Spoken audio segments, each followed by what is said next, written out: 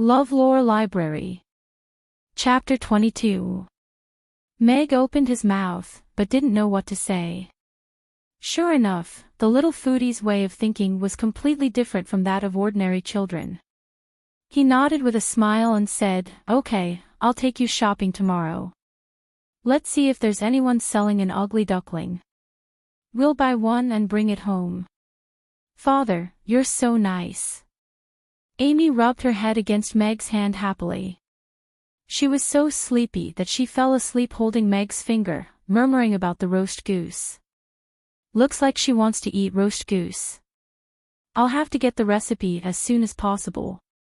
Meg thought to himself as he slowly took his finger out of Amy's little hand. Looking at the little girl's cute sleeping face, he couldn't help but lean over and kiss her forehead. Then he got up and took his chef's suit from the bed to take a shower. Meg put Amy's little clothes into the washing machine first. When he came out of the shower, they were already washed. He hung them out of the window, and they would be dry tomorrow. Then he threw his own clothes into the washing machine as well. Meg went downstairs and tidied up the kitchen. Then he took a pen and a paper and sat down at the counter, thinking seriously. The most important thing now was to complete the mission, which meant that Meg had to earn at least 3,000 gold coins, which meant that he had to sell 500 plates of Yangzhou fried rice. Meg had neglected a very important point before. He could buy the ingredients and not use them first. That way, the amount of the mission would be cut in half, and the pressure would be reduced a lot. Of course, selling 500 plates of Yangzhou fried rice in 10 days was also a difficult task for him. After all, he had only sold 4 plates of Yangzhou fried rice so far, and they were all sold to the same person. "Do I have to go out and advertise myself?" Meg wrote "4" on the first line. Then he put down the pen and looked in the direction of the door, feeling a little annoyed. There were only a few children running by in the square outside the door. This location was really too remote. If it was at the other end of the square, the restaurant's appearance alone would be enough to attract a lot of customers. But now, not many people could even see this restaurant. Let's hope there will be more guests tonight. Meg walked to the door and unlocked it before turning over the sign on the door. Unknowingly, it was already 4 o'clock. There were no customers, and Amy was sleeping, so Meg could only sit behind the counter and stare blankly into space. He combed through the memories in his mind and slowly turned the useful things in those memories into his own, understanding the structure of the entire continent and the races. Sure enough, this world was much more dangerous than he had imagined. Even in Chaos City, which was governed by the Grey Temple, fights were still common. Furthermore, as long as no one died, the punishment wouldn't be too severe. It looks like even if I can't return to my peak strength, I'll have to at least improve my physical fitness to be able to protect Amy and the restaurant. Meg thought to himself. After all, since the opening of this restaurant, he was destined not to keep a low profile anymore. In the plaza outside the restaurant, a tall and thin elf wearing a silver-white dress with golden edges stopped in her tracks. Her light blue eyes looked in the direction of the restaurant with surprise. Why is this restaurant here? And, it's so beautiful." Sally looked at the restaurant and the entire 2-story building with amazement on her beautiful face. She had been chosen by her family through marriage, and she didn't want to entrust her future to others at such a young age, so she had left the family overnight without telling her father, who was the chief of the family. She had traveled all the way west from the Wind Forest to the legendary Chaos City. She had seen many interesting things in Chaos City during the 2 days she had been wandering around, but because all kinds of races lived here, she was still not used to it. And she knew that her father must have sent someone to look for her by now, so she deliberately avoided the inns and restaurants run by elves in Chaos City. However, the restaurants and inns run by other races were a little awkward for her, who was used to living in beautiful forest castles. Last night, she had stayed in an inn run by a human woman. It wasn't very luxurious, but it was very clean, and only women had stayed there before. The problem of sleeping was solved, but eating was another problem. Sally walked around the famous Aden Square. Most of the restaurants looked very greasy, and there were even all kinds of insects flying around. The tables and chairs were densely arranged, and it was as if they were trying to fill up the entire restaurant. All of the races were sitting right next to each other, which made her flinch a little. She was a noble elf. There was no way she would sit at the same table as an orc, let alone sit next to a dwarf. She had digested the 2 spirit fruits she had eaten in the morning. She had walked around the Aden Square, and her stomach was growling. But she would rather starve herself in a restaurant like that. Just as she was about to go to the elven restaurant she had seen before, regardless of whether her whereabouts would be exposed or not, she found this beautiful restaurant in the corner of the Aden Square. This restaurant was even more beautiful than her castle. The entire wall of transparent crystal was so clear, without a trace of impurity, and was polished to a thin and smooth surface. Even the transparent crystal in the Elven Queen's castle was less than half the size of this one, and it was carefully placed in her bedroom. Here, however, it was just a wall separating the restaurant from the rest. What a luxurious person the owner of this restaurant was. Through the crystal wall, she could see the interior of the restaurant. The brownish-yellow wooden tables were neatly placed at a distance from each other. Although there were 16 tables, it wouldn't be crowded even if they were full. Of course, what attracted her the most was the 4 amber chandeliers in the restaurant. The crystals were carved into such exquisite lamps, and the amber crystals were strung together. It was so dreamy. It would be great if I could go in and have a meal. This idea suddenly popped up in Sally's mind, and began to tempt her like a demon. But she was still a little hesitant. There was no sign on the door that said elves were only allowed in. What if dwarves and orcs came in and sat next to her? At this moment, her stomach suddenly growled. Hunger immediately washed away all other thoughts in her mind. She drew the longbow on her back and walked toward the restaurant, her face full of confidence and determination. In Chaos City, strength was everything. She believed that her archery skills would be enough to make those guys leave the restaurant. The bell at the door rang, interrupting Mag's train of thought. He looked up at the door, and a hint of surprise appeared on his face. The person who had entered was a tall and slender elf. Her light blonde hair was tied into a neat ponytail. Her skin was fair, and her face was delicate. Small pointed ears stood on either side of her face, and her light blue eyes had a hint of nobility. She was wearing a light silver dress embroidered with gold thread, revealing her delicate collarbone and a pair of slender white legs. She carried a silver longbow on her back, and a quiver full of arrows hung from her waist. Chapter 23. Sally was just about to look around the restaurant when she heard Meg's voice, and a hint of surprise appeared in her eyes. This was obviously a human male. However, unlike those sloppily dressed men with stubble on their faces, this man looked very clean. He had neat short hair, no stubble on his chin, and a mustache on his upper lip that didn't disgust her. It added a touch of maturity to him, and his black eyes looked very deep. His clothes were simple black and white, but the cut was very neat and tidy. More importantly, there wasn't a speck of dust on them, which gave her a good impression of Meg. Although this man was a little thin, he was like a sword when he stood. She had only felt this kind of aura on a human knight who came to the elven race many years ago. The heavy sword was unparalleled, and it left a deep impression on her. However, the man in front of her was clearly different. He didn't have that kind of sharp aura. Instead, he was more reserved and steady, and didn't look like a knight who could hold a heavy sword. Humans were a relatively easy race for elves to accept. Of course, that didn't include sloppy humans. Sally nodded in response to Meg's greeting, and then continued to look around the restaurant. The restaurant's decor was a little special. It was a mixture of human and other races. For example, there was a gray canyon painted on the wall. It was the famous Valley of Wind in the Wind Forest.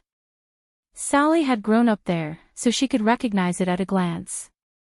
A little further away was a large human city. She had seen a similar painting in her father's study. It should be the capital of the Roth Empire, Rodu. There were a few other paintings that she could roughly guess which race was famous. Not to mention other things, these paintings alone were enough to prove that the owner of this restaurant was very knowledgeable. The exquisite chandelier she saw outside was even more exquisite up close. The carvings were so delicate that it was as if it had always been like this. Meg was also looking at this elf quietly. This was the first time he had seen a female elf. Her facial features were well defined, and she looked up at the chandelier, revealing her slender neck like a proud white swan. When Amy grows up, she'll definitely be prettier than her. Meg thought to himself. He couldn't help but smile as he looked at this beautiful elf with admiration. Of course, that was all. Sally's fingers slid across the surface of the table. She didn't feel the slightest grease.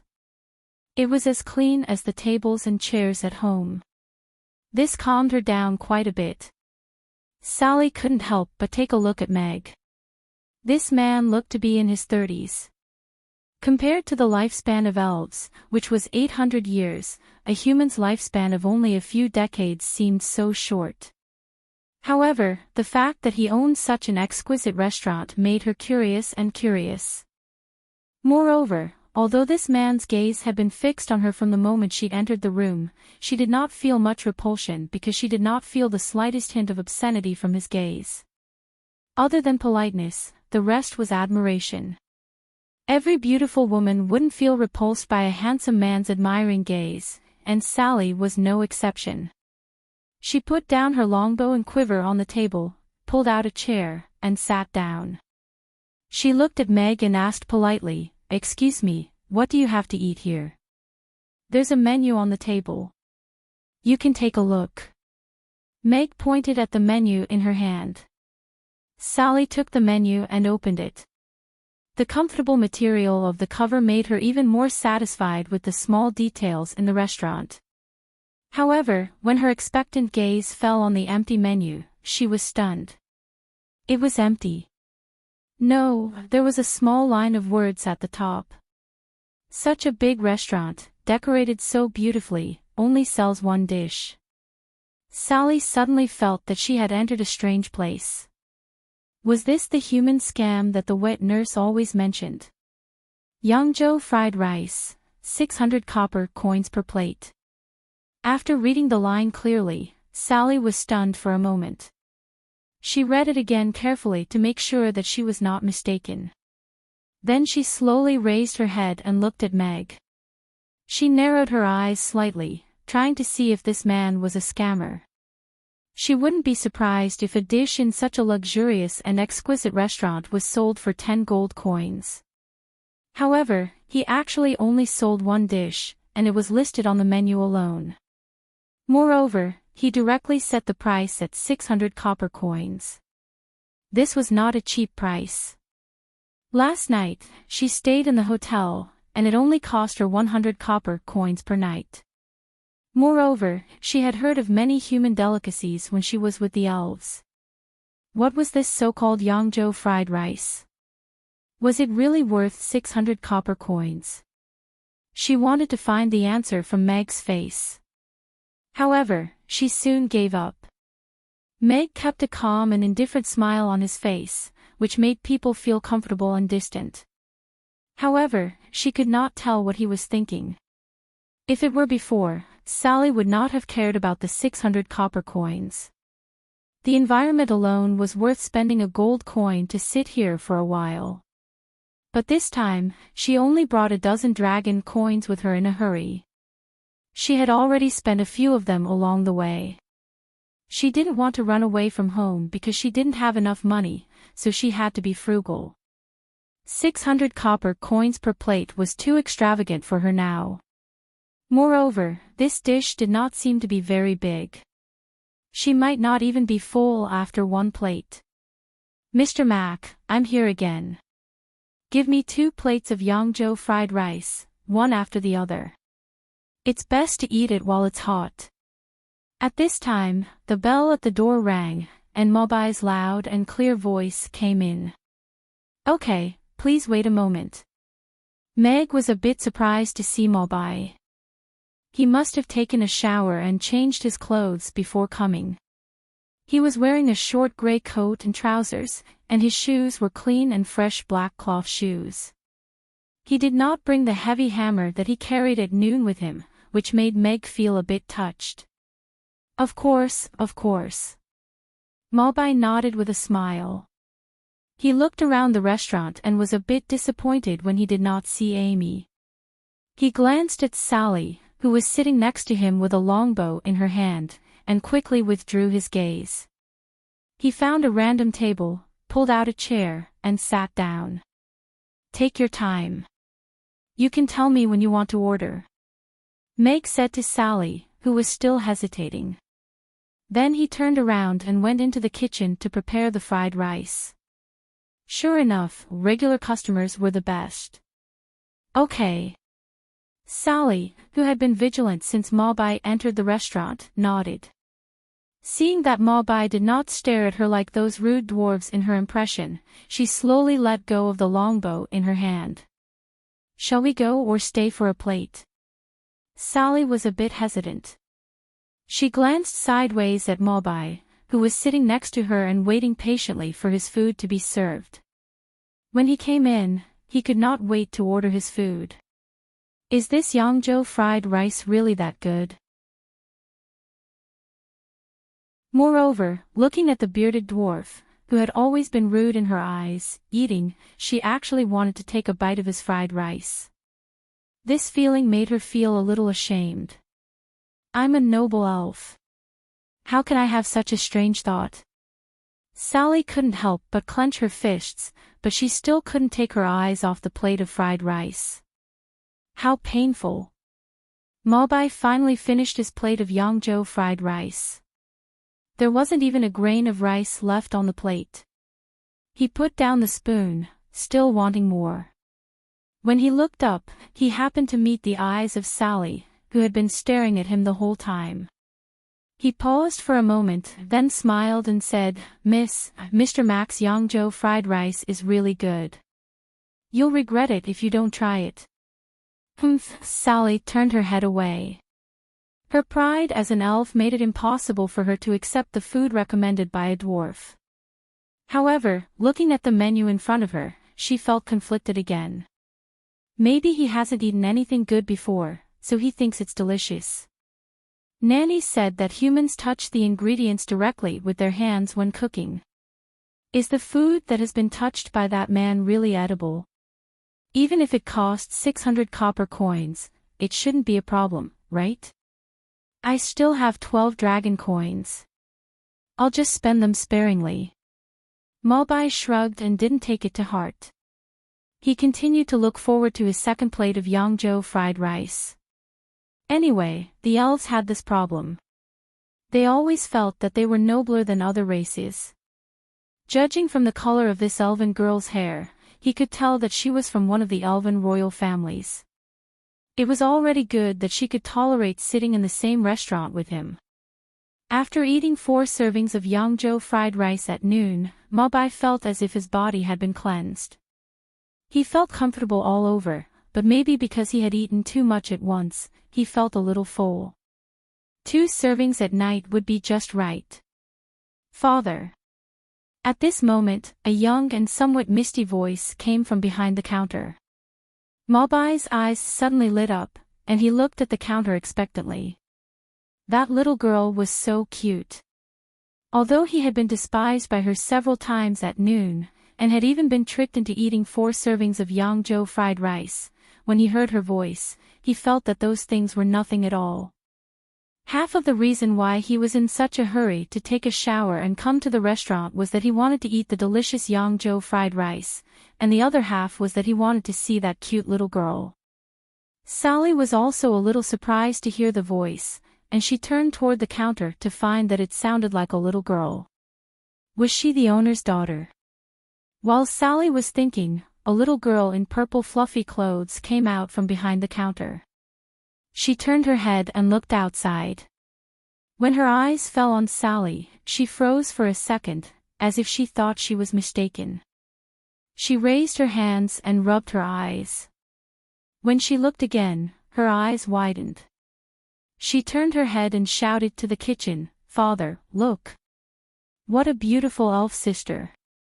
So cute!" Sally felt as if her heart had stopped beating for a moment. The way the little girl in the purple bear raised her hands and rubbed her eyes was so cute that she looked like a cute bear. No, she was much cuter than Xiao Xiong. Her fair and sweet little face made people have the urge to pinch it, and her excited words made her blush a little. Children's words carried no harm, but why did she feel so happy when she heard them? Is this little girl a half-elf? However, Sally's eyes soon fell on Amy's pointed ears, which were faintly discernible under her long silver hair. She couldn't help but reveal a look of surprise. Meg just came out with the second plate of Yangzhou fried rice.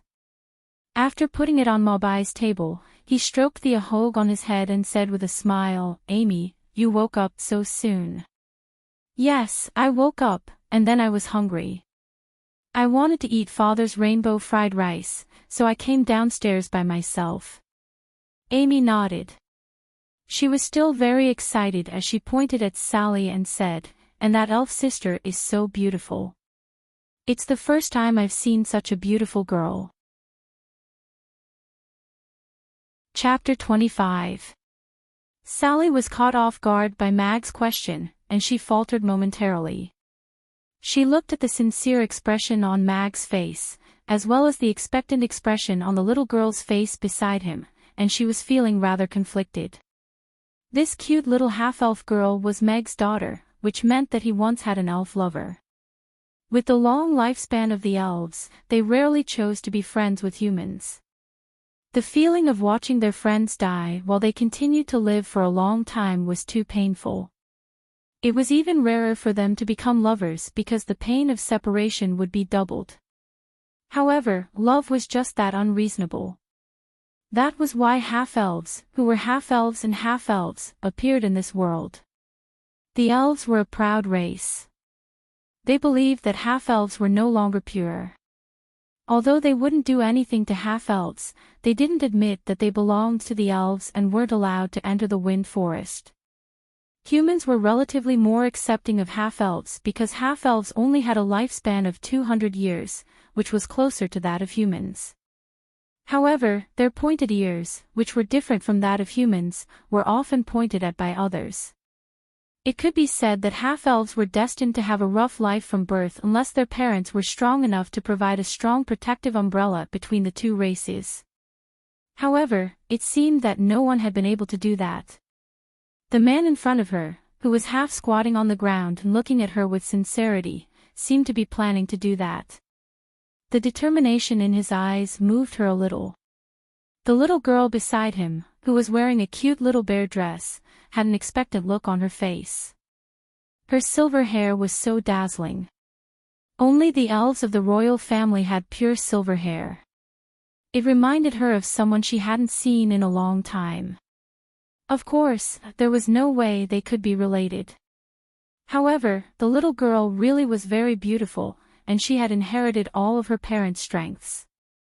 After a moment of hesitation, Sally nodded with a smile, and said, "That's right, you'll be as beautiful as me when you grow up." "Really? Father, can I really be as beautiful as Big Sister when I grow up?" Amy's face was full of surprise and disbelief. She raised her little hand to cover her slightly open mouth and looked at Meg in disbelief. "Of course it's true. Big Sister said it herself. Little me will definitely be very beautiful when she grows up, even more beautiful than a white swan." Meg looked into her eyes and nodded. "Yeah, I also think that the little girl will be very beautiful when she grows up, even more beautiful than the elves, Mobai said with an honest smile as he held a spoon in one hand and looked at Amy. That's great. Xiaomi is so happy. Xiaomi wants to grow up quickly and be as beautiful as Big Sister. Amy looked at the smiles on the faces of the three adults and completely believed their words. It turned out that she would also be very beautiful when she grew up and would not be the monster that the other children talked about. She happily spread her arms and ran around the restaurant. Meg looked at the happy Amy with a gratified smile on his face. There was nothing more important than seeing Amy happy. He hoped that the things he had done could slowly make up for the hurt she had suffered in the past. He turned to look at Sally and said gratefully, "Thank you." "You're welcome." Sally looked at the smiles on the faces of the father and daughter, and her mood unconsciously improved a lot. At least this is a good father. She looked at Meg and nodded. "I'll also have a plate of Yangzhou fried rice." "Okay, please wait a moment." Meg nodded and looked at Mobai again to thank him. "Don't mention it. I'm telling the truth. Mr. Mack is so lucky to have such a cute daughter." Mobai waved his hand and said enviously, "Please enjoy your meal." Meg smiled and nodded. He turned and went into the kitchen to make a new plate of fried rice. Yes, he also felt that he was so lucky. Otherwise, how could he have such a cute daughter? "Hello, Grandpa Mobai the dwarf." Amy ran around the restaurant happily and greeted Mobai. Then she climbed onto the chair opposite Sally and sat down. She rested her chin on her hands and asked curiously, "Big Sister Elf, what's your name? Where did you come from?" If someone else had asked Sally this question, her first reaction would have been to grab her longbow. However, when she saw the curious expression on the cute little girl's face, she couldn't help but answer softly, "Sally, from the Wind Forest." "Big Sister Sally, my name is Amy." The Wind Forest is the place where many elves live, right? Amy's eyes lit up. She said expectantly, "There must be many beautiful sisters like you there, right?" "Yes, there are many." Sally nodded with a smile. She was much happier to be called beautiful by a little girl than to hear it from other people. Meg listened to Amy and Sally's conversation in the kitchen with a smile on his face. It seemed that the little girl was curious about elves even though she didn't talk about it often. Sally wasn't impatient or arrogant. Instead, she answered Amy's childish questions patiently. She didn't even hide the questions about the Wind Forest. Meg came out with a plate of Yangzhou fried rice and put it in front of Sally. He smiled and said, "Here's your Yangzhou fried rice." "Thank you." Sally replied politely. Her attention was completely attracted by the Yangzhou fried rice in front of her. The aroma of the eggs was mixed with the aroma of various ingredients, and it was even stronger than before. She couldn't help but swallow her saliva. At this moment, she couldn't care less if this was against the etiquette of her daily studies. The food of the elves was relatively simple. Most of them were spirit fruits. Chapter 26. Sally felt as if she had plunged into a sea of delicious food, and was instantly filled with delicious and warm feelings. The egg wrapped around the rice was so fragrant and tender. The mellow ham, the sweet and crispy winter bamboo shoots, the sweet and fragrant green beans. The taste of each ingredient was so distinct, yet they all blended together perfectly in this mouthful. She tasted the prawns. The fresh flavor of the prawns overflowed in her mouth, as if she had tasted the sea. This was the kind of freshness that was hard to find even in the Wind Valley. The prawns that were kept alive by magic were not as fresh and tender as this. Even she had only tasted such fresh prawns 2 years ago when she followed her grandfather to the seaside in the north of the Wind Forest, but it was still not as fresh and tender as the prawns she was eating right now. Where did this restaurant owner get such fresh and delicious prawns? If they were transported from the seaside to Chaos City, the price of a single prawn would be more than 5 gold coins. There was more than one prawn in this plate of fried rice, but he only sold it for 600 copper coins. Was this restaurant owner stupid? A trace of doubt flashed through her mind. When she bit into the tender egg and touched the sweet rice with the tip of her tongue, she was stunned, and then suddenly opened her eyes. This taste. This is the taste of the spring of life. Although she was not a member of the royal family, her clan was very noble among the elves, so she had been baptized by the spring of life many times. She even drank a small cup of the spring of life at her coming-of-age ceremony, so she was very sensitive and familiar with the taste of the holy spring of the elves. However, she actually tasted the spring of life in a restaurant owned by a human in Chaos City. This absurd feeling made her unable to wrap her head around it for a while. She even wondered if she was hallucinating because she was too homesick. As she chewed the rice, the sweet taste of the rice along with the taste of all kinds of ingredients kept hitting her taste buds. Among them, the unique fragrance of the spring of life was so clear, confirming her guess over and over again. After swallowing, a warm current flowed through her meridians and spread throughout her body, and the tiredness and hunger that had accumulated from days of traveling quickly disappeared. This is definitely the spring of life. Sally was completely certain. Her rationality told her that she should point her bow at this man and ask him about the origin of the spring of life. But, this Yangzhou fried rice is so delicious that I can't spare any time to do this. The chefs in her castle were the best in the entire clan. She had attended many banquets in the royal palace, and even tasted the dishes cooked by the king of the Roth Empire when he brought his chefs to the elven race as guests. However, compared to this Yangzhou fried rice, those seemingly exquisite dishes seemed tasteless. Such delicious Yangzhou fried rice was made by a human being, and a man at that. Another mouthful. Sally felt that there was a devil tempting her, but she chose not to resist. The spoon touched the plate, and the second spoonful of fried rice was already in her mouth. She closed her eyes again, savoring the special taste of each ingredient. The holy spring of the elves, the duty of the elves, all these things were thrown to the back of her mind. There was only one word in her mind: eat, eat, eat. After one bite, she took another. Although her deep-rooted etiquette made her restrain herself from wolfing down the food, compared to her usual slow chewing, she had never been like this before. She had completely thrown her previous doubts to the back of her mind. Mag looked on silently from the side with a smile on his face. As expected, it was a feeling of pride and satisfaction to see a customer completely immersed in his cooking. Perhaps this was the thrill of conquering someone's taste buds. As expected, it was much more interesting than conquering a woman. Amy's face was also full of pride. This was made by father, who could make the best rainbow fried rice in the world. Even big sister elves fell in love with this taste after one bite. Sally finished the Yangzhou fried rice as if there was no one else around. When she put the spoon on the plate and was about to take another bite, she suddenly realized that there was not a single grain of rice left on the plate. It's finished just like that. Sally was stunned. She felt as if she had just started eating. Looking at the plate, which could almost reflect her shadow, she felt a little ashamed that she had not maintained her elegance in front of others.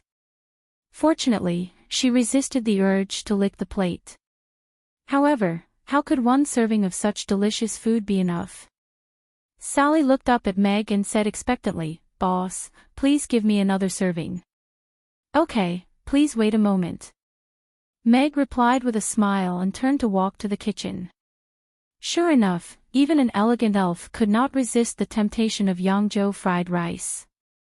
However, he was also a little worried. This rice was grown with the spring of life. If she tasted it, he did not know if there would be any trouble.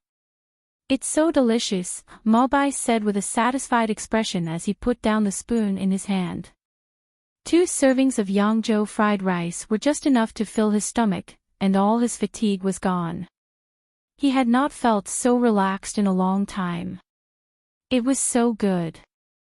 Grandpa Dwarf Mobai, do you want 2 more servings? Amy asked expectantly. Looking at Amy's big expectant eyes, Mobai almost could not help but nod.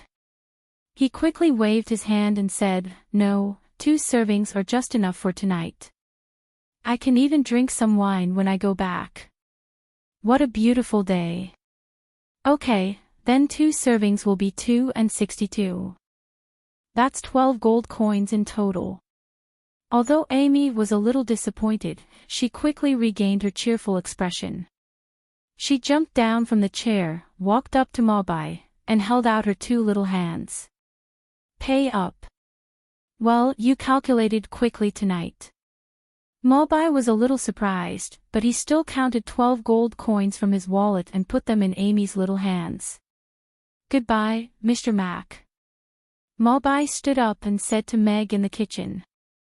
Then he looked at Amy and said, goodbye, little one. Goodbye, Meg said with a smile in the kitchen. 1, 2, 3. Goodbye, Grandpa Dwarf Mobai, Amy answered without raising her head. Her eyes were shining as she counted the gold coins. This prefix. Mobai's mouth twitched. It sounded a little weird, but he smiled and went out. Who is this man? Sally looked at Meg in the kitchen. Although she could only see the side of his face through the crystal, she could not take her eyes off him. A luxurious restaurant, delicious fried rice, fresh prawns, spring of life, and a cute half-elf daughter. How many secrets does this seemingly ordinary man have? Or what kind of story does he have?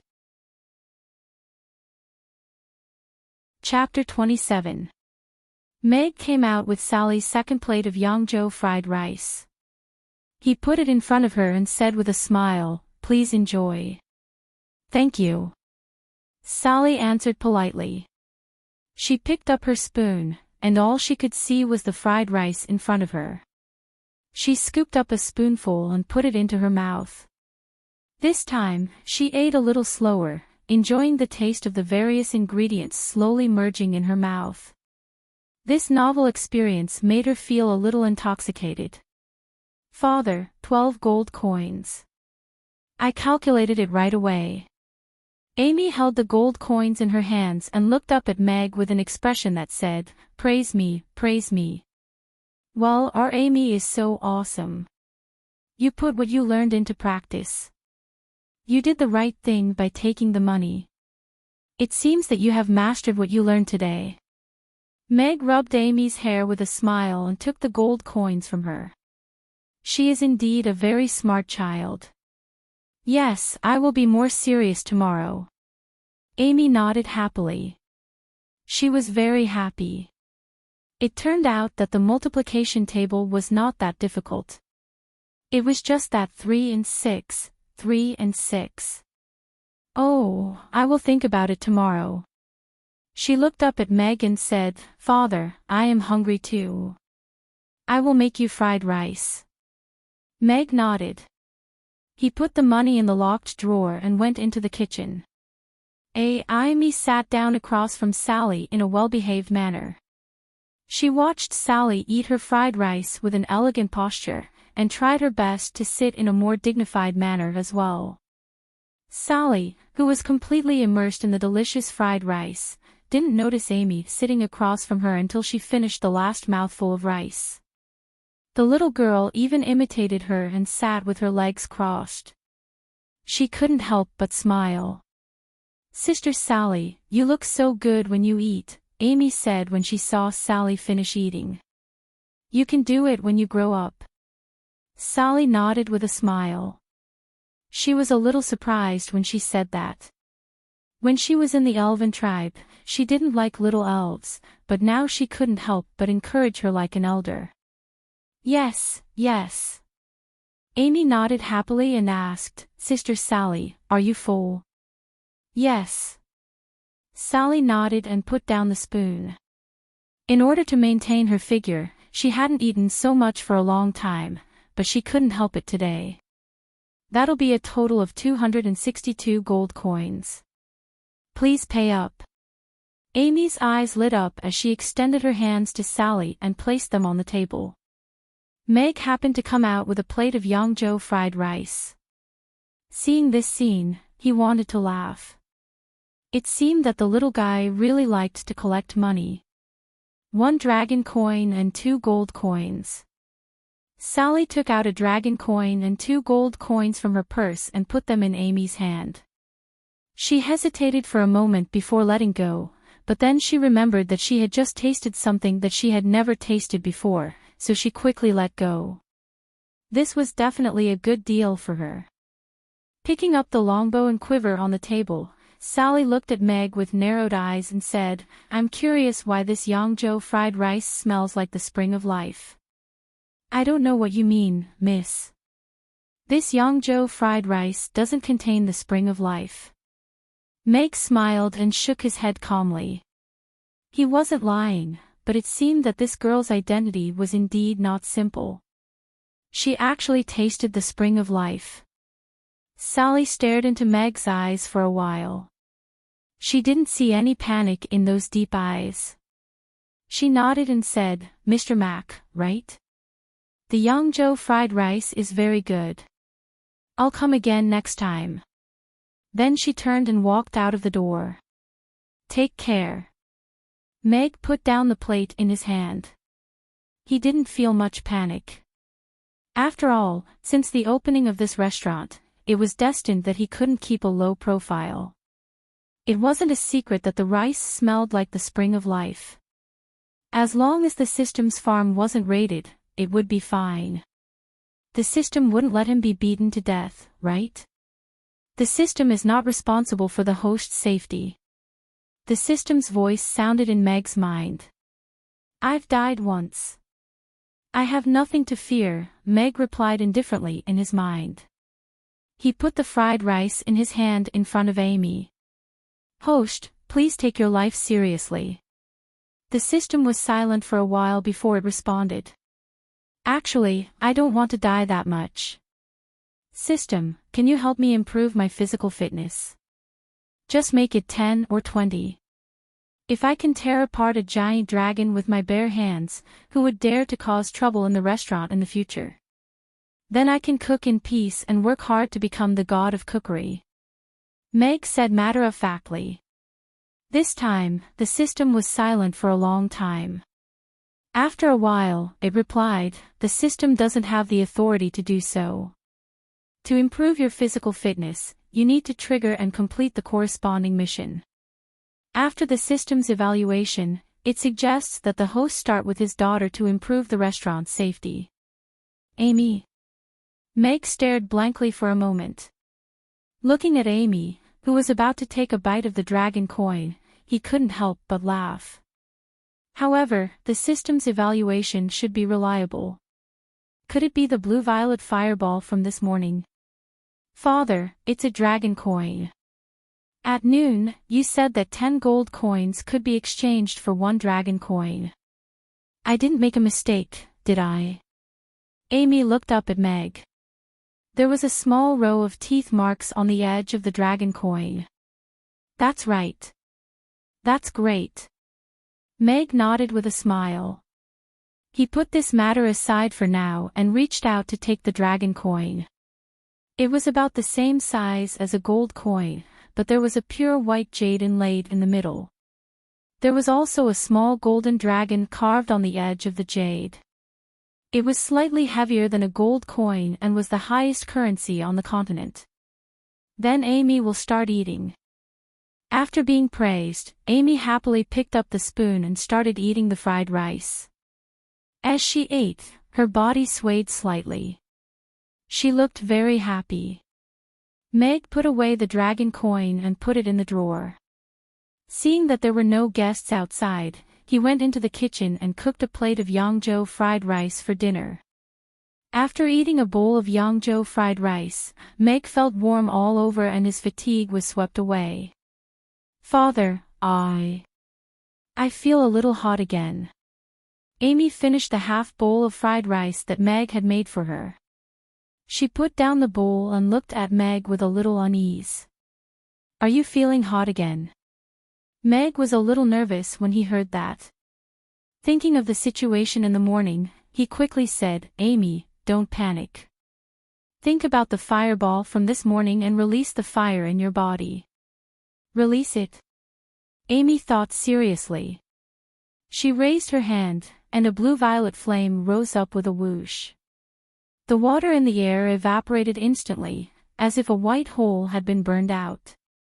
Sitting across the table, Meg couldn't help but take a few steps back.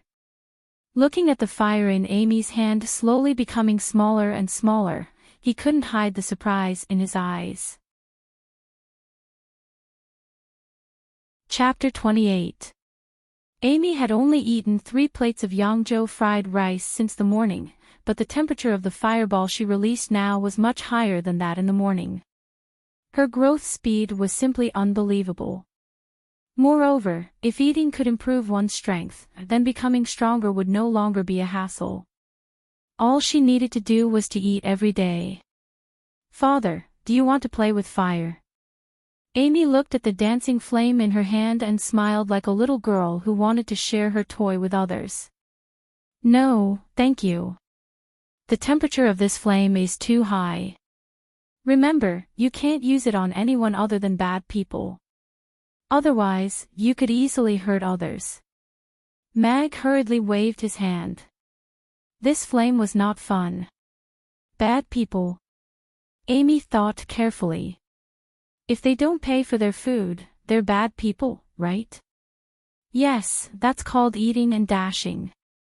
They're bad people. Meg nodded. He didn't like people who dined and dashed in his previous life. Now that he was the owner of a restaurant, he hated them even more. Amy nodded seriously. "Okay, I'll remember. If anyone doesn't pay for their food, I'll burn them." "Okay, then I'll count on you to protect the restaurant." Meg couldn't help laughing. Maybe he would meet such customers in the future. If they were afraid of Amy's fireball, she could really become the restaurant's security. After all, the system was quite reliable except for the fact that it had no principles when it came to money. Meg cleared the table and went into the kitchen. Should I pretend I don't know about this? Or should I inform the family's contact in Chaos City as soon as possible? In the square outside the restaurant, under a big tree, Sally hadn't left yet. She looked at the brightly lit restaurant with a conflicted expression. "But this Yangzhou fried rice is really good. If I had money, I'd eat it 3 times a day. But now, I can only eat 1 plate every now and then." After hesitating for a while, she thought about the Yangzhou fried rice she had just finished. Thinking about it, she still felt the taste of the sea in her mouth. "I don't care. I've just escaped, and I have no obligation to do these things." Sally waved her hand, as if she wanted to throw away all her worries, and carried the longbow on her back. The owner probably didn't care about this at all. Otherwise, he wouldn't have put the spring of life in the Yangzhou fried rice that was sold for 6 gold coins, even if it was diluted countless times. Amy's, what an interesting pair of father and daughter. Sally took another look at the restaurant before turning around and walking towards the exit of the square. Meg used the dishwasher to wash the plates and spoons. Then, he and Amy sat on the bar stool behind the counter and waited for the customers to arrive. There were more customers in the evening than in the afternoon. However, when the customers saw the price of Yangzhou fried rice, which was 600 copper coins per plate, they all shook their heads and left. Meg wanted to drag them along and tell them about the origins of the ingredients, so that they would know how cheap it was to spend 600 copper coins on a plate of Yangzhou fried rice. Of course, as a candidate to become the god of cookery, he restrained himself. Such behavior was contrary to his previous mission.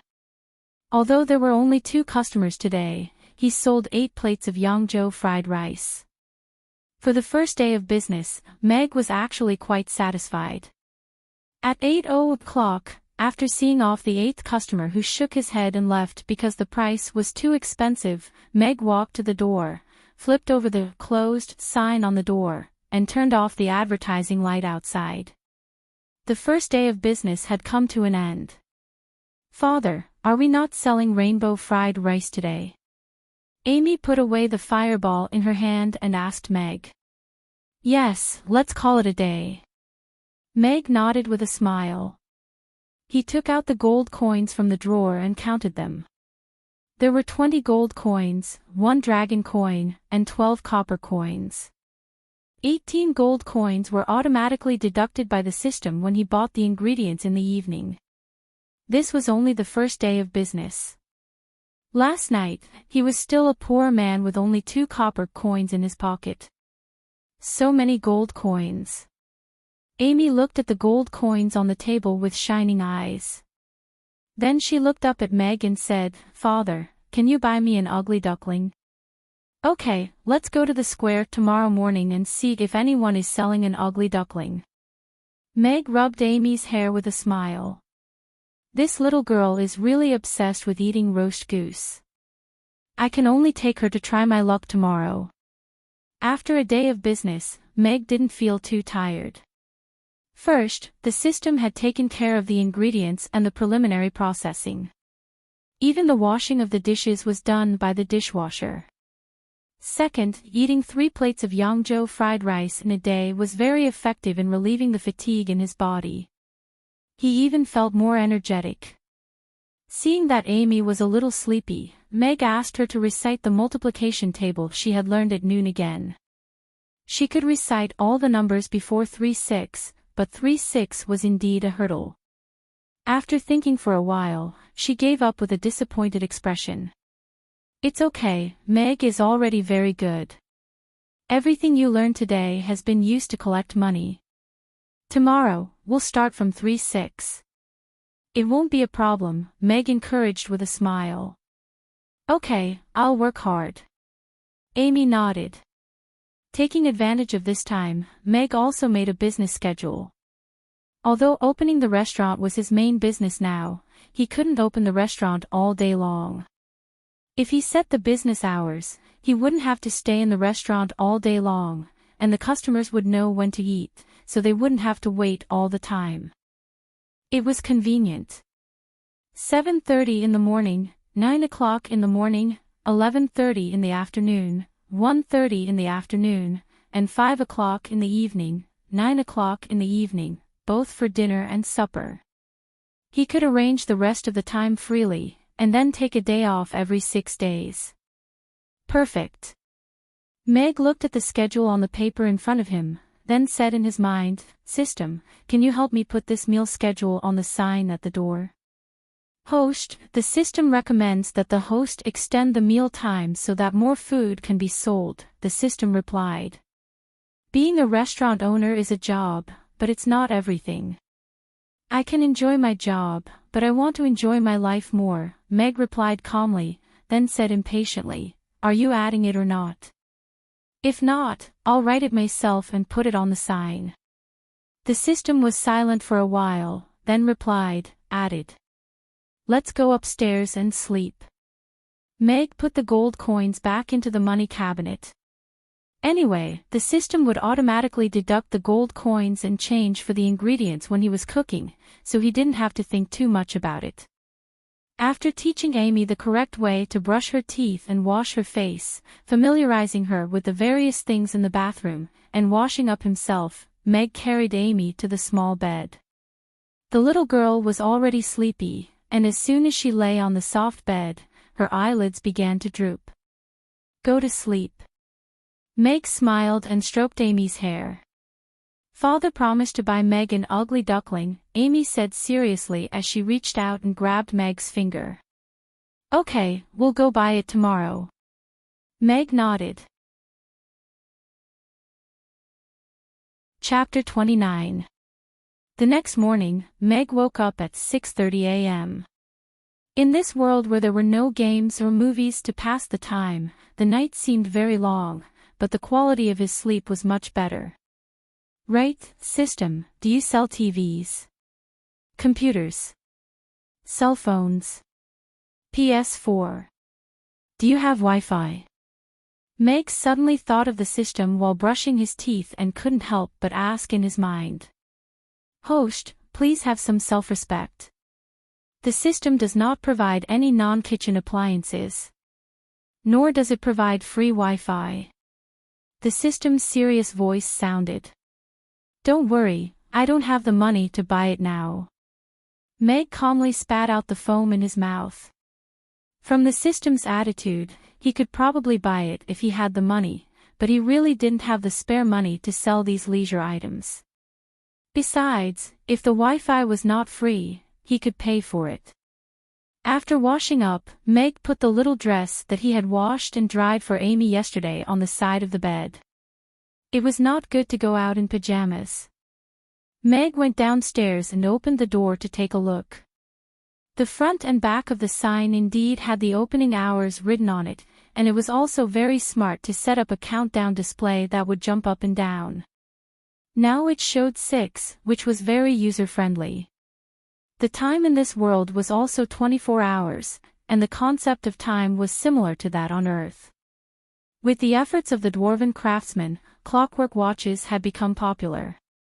The more advanced crystal watches, which were powered by crystals, were only popular among the aristocrats and the rich because of their high price. At least they didn't have to worry about not knowing the time. Meg jogged on the square in front of the restaurant for a while because it wasn't time for the restaurant to open yet. However, his current physical condition was too weak, and he felt out of breath after running for a while. He only managed to jog for about 20 minutes. Mr. Mac, what are you doing so early in the morning? Malby just opened the door and asked curiously when he saw Meg panting. Exercising. Mr. M.O., you opened so early. Meg replied with a smile. The weapons shop in Malby was only about a meter away from the restaurant. In the past, the sound of hammering could be heard every day. Now, after the renovation of the house, the sound insulation was excellent. Not a single sound could be heard. Yeah, I'm going to Mr. Mac's place to eat 2 bowls of Yangzhou fried rice before I start work. Malby nodded. After eating 2 meals yesterday, he had completely fallen in love with Shangzhou fried rice. Moreover, Malby felt comfortable all over when he woke up this morning. He didn't feel tired at all. Even his waist, which used to hurt every day when he woke up, didn't hurt anymore. The restaurant opens at 7:30 in the morning. The specific opening hours are written on the sign on the door. There's still a while before it opens. I'll go clean up and prepare the ingredients, Meg replied with a smile. I see. All right, I'll wait a little longer. Malby was stunned for a moment. Generally, other people's restaurants would open whenever there were customers. He didn't expect Meg to directly set the opening hours. However, on second thought, since Meg could make such delicious and magical Yangzhou fried rice, it was normal for him to have some rules and temper. When Meg returned to the restaurant, he went upstairs to wash his face. Amy had just woken up and changed her clothes. She squinted her eyes and opened her little hands as she walked over. She looked up at Meg and said coquettishly, "Father, hug me." The little girl had just woken up, and another strand of hair stood up on her head. The way she squinted her eyes and opened her little hands was so cute that Meg couldn't help but bend down and pick her up. He said softly, "Let's hug for a while. Then Amy can brush her teeth and wash her face. The restaurant is about to open for business." Okay. Amy nodded and hugged Meg's neck for a while. Then she took the initiative to get down. She stood on her tiptoes and took the toothpaste and toothbrush. She looked back at Meg and said, "I can do it myself." "Father, you can go do your work." Okay. Meg nodded with a smile and pretended to go out. However, he couldn't help but peek at the door for a while. The little girl seemed to be brushing her teeth well. Only then did he feel relieved and go downstairs. It was 7:30. Meg walked over and opened the door. Mulby was at the door looking at the opening hours on the small sign. "We can open for business now." "Please come in," Meg said politely with a smile. "Okay, it's still 2 plates of Yangzhou fried rice." "I can't wait." Mulby laughed and walked into the restaurant. "Grandpa Mulby the dwarf, good morning." As soon as Mulby sat down, Amy came downstairs and greeted him. Then she looked at Meg and touched her hair. She said, "Father, should I tie my hair up? It seems a little too long." "Tie your hair." Meg looked at the purple strip of cloth in Amy's hand and felt a little embarrassed. He really hadn't done this kind of thing before. He had to slowly study it. He could only say, "Amy, please sit for a while. I'll tie your hair after I finish cooking the fried rice for Grandpa Mulby, okay?" "Okay." Amy nodded, put away the hair tie, and sat down obediently. Meg quickly made a plate of Yangzhou fried rice for Mulby, and then he continued to make a second plate. When Meg finished making Amy's plate of Yangzhou fried rice and brought it out, Mulby had just finished eating. Amy stood beside Mulby, stretched out her hand, and said seriously, 2 plates of fried rice, 12 gold coins in total. Pay up, 12 gold coins. Little boss, count it. Mulby put the gold coins in Amy's hand with a smile. He was already used to the little girl pretending to be a little adult when collecting money. He stood up and looked at Meg with a smile. "Mr. Mack, today's Yangzhou fried rice is also very delicious, but the restaurant just opened, and there aren't many people here. I'm afraid business isn't very good, right?" "Yes, there are a little few customers." Meg nodded. This was also what he was most helpless about. Even good wine was afraid of being in deep alleys. "Then I'll be off. Maybe I can bring you 2 customers at noon, the kind that won't think it's expensive." Mulby smiled and looked at Amy, who was seriously counting the gold coins. "Thank you." Meg smiled. This was a way to quickly increase the number of customers by word of mouth. "You're welcome." Mulby waved his hand in a rather forthright manner and turned to leave. Letting Amy eat first, Meg also made a plate for himself. After eating a plate of Yangzhou fried rice, besides the delicious taste, the hunger and fatigue after the morning run were all gone. He felt very refreshed and energetic. Seeing that there were no customers coming for a while, Meg looked at Amy, who was holding a hairband full of expectation. He didn't want to delay any longer, so he took the hairband from her and said a little nervously, "Amy, I don't know how to tie hair." "Father, I believe you can do it." Amy looked back at him encouragingly. He didn't know where she found a small mirror, but she was looking at herself expectantly. In the past, Teacher Luna would help her tie her hair, but her father had never tied it. "Then I'm really coming." Meg was still a little nervous. He tidied Amy's soft hair and tried hard to recall the hairstyles of girls. The simplest would be a single ponytail, or a cute bun, or a small braid. Chapter 30. As it turned out, tying up a little girl's hair required a lot of skill.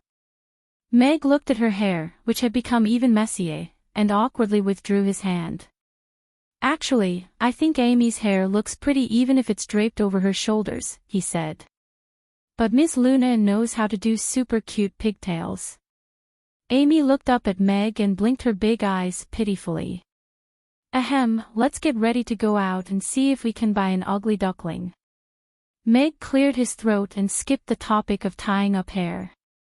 Okay, I want to buy an ugly duckling." Amy immediately stopped caring about her hair and urged Meg to set off. Meg combed Amy's hair with a comb, but 2 strands of her ahogue still stood up, so he pretended not to notice. Since the opening hours were not over yet, he asked Amy to wait patiently for a while she memorized more than 10 terms on the multiplication table. We might not be able to buy an ugly duckling when we go out. If we can't find one, we'll buy it next time, okay? Meg said to Amy as he locked the door. He wanted to give her a heads up first. Yes, I know. Amy nodded obediently, her little face full of joy.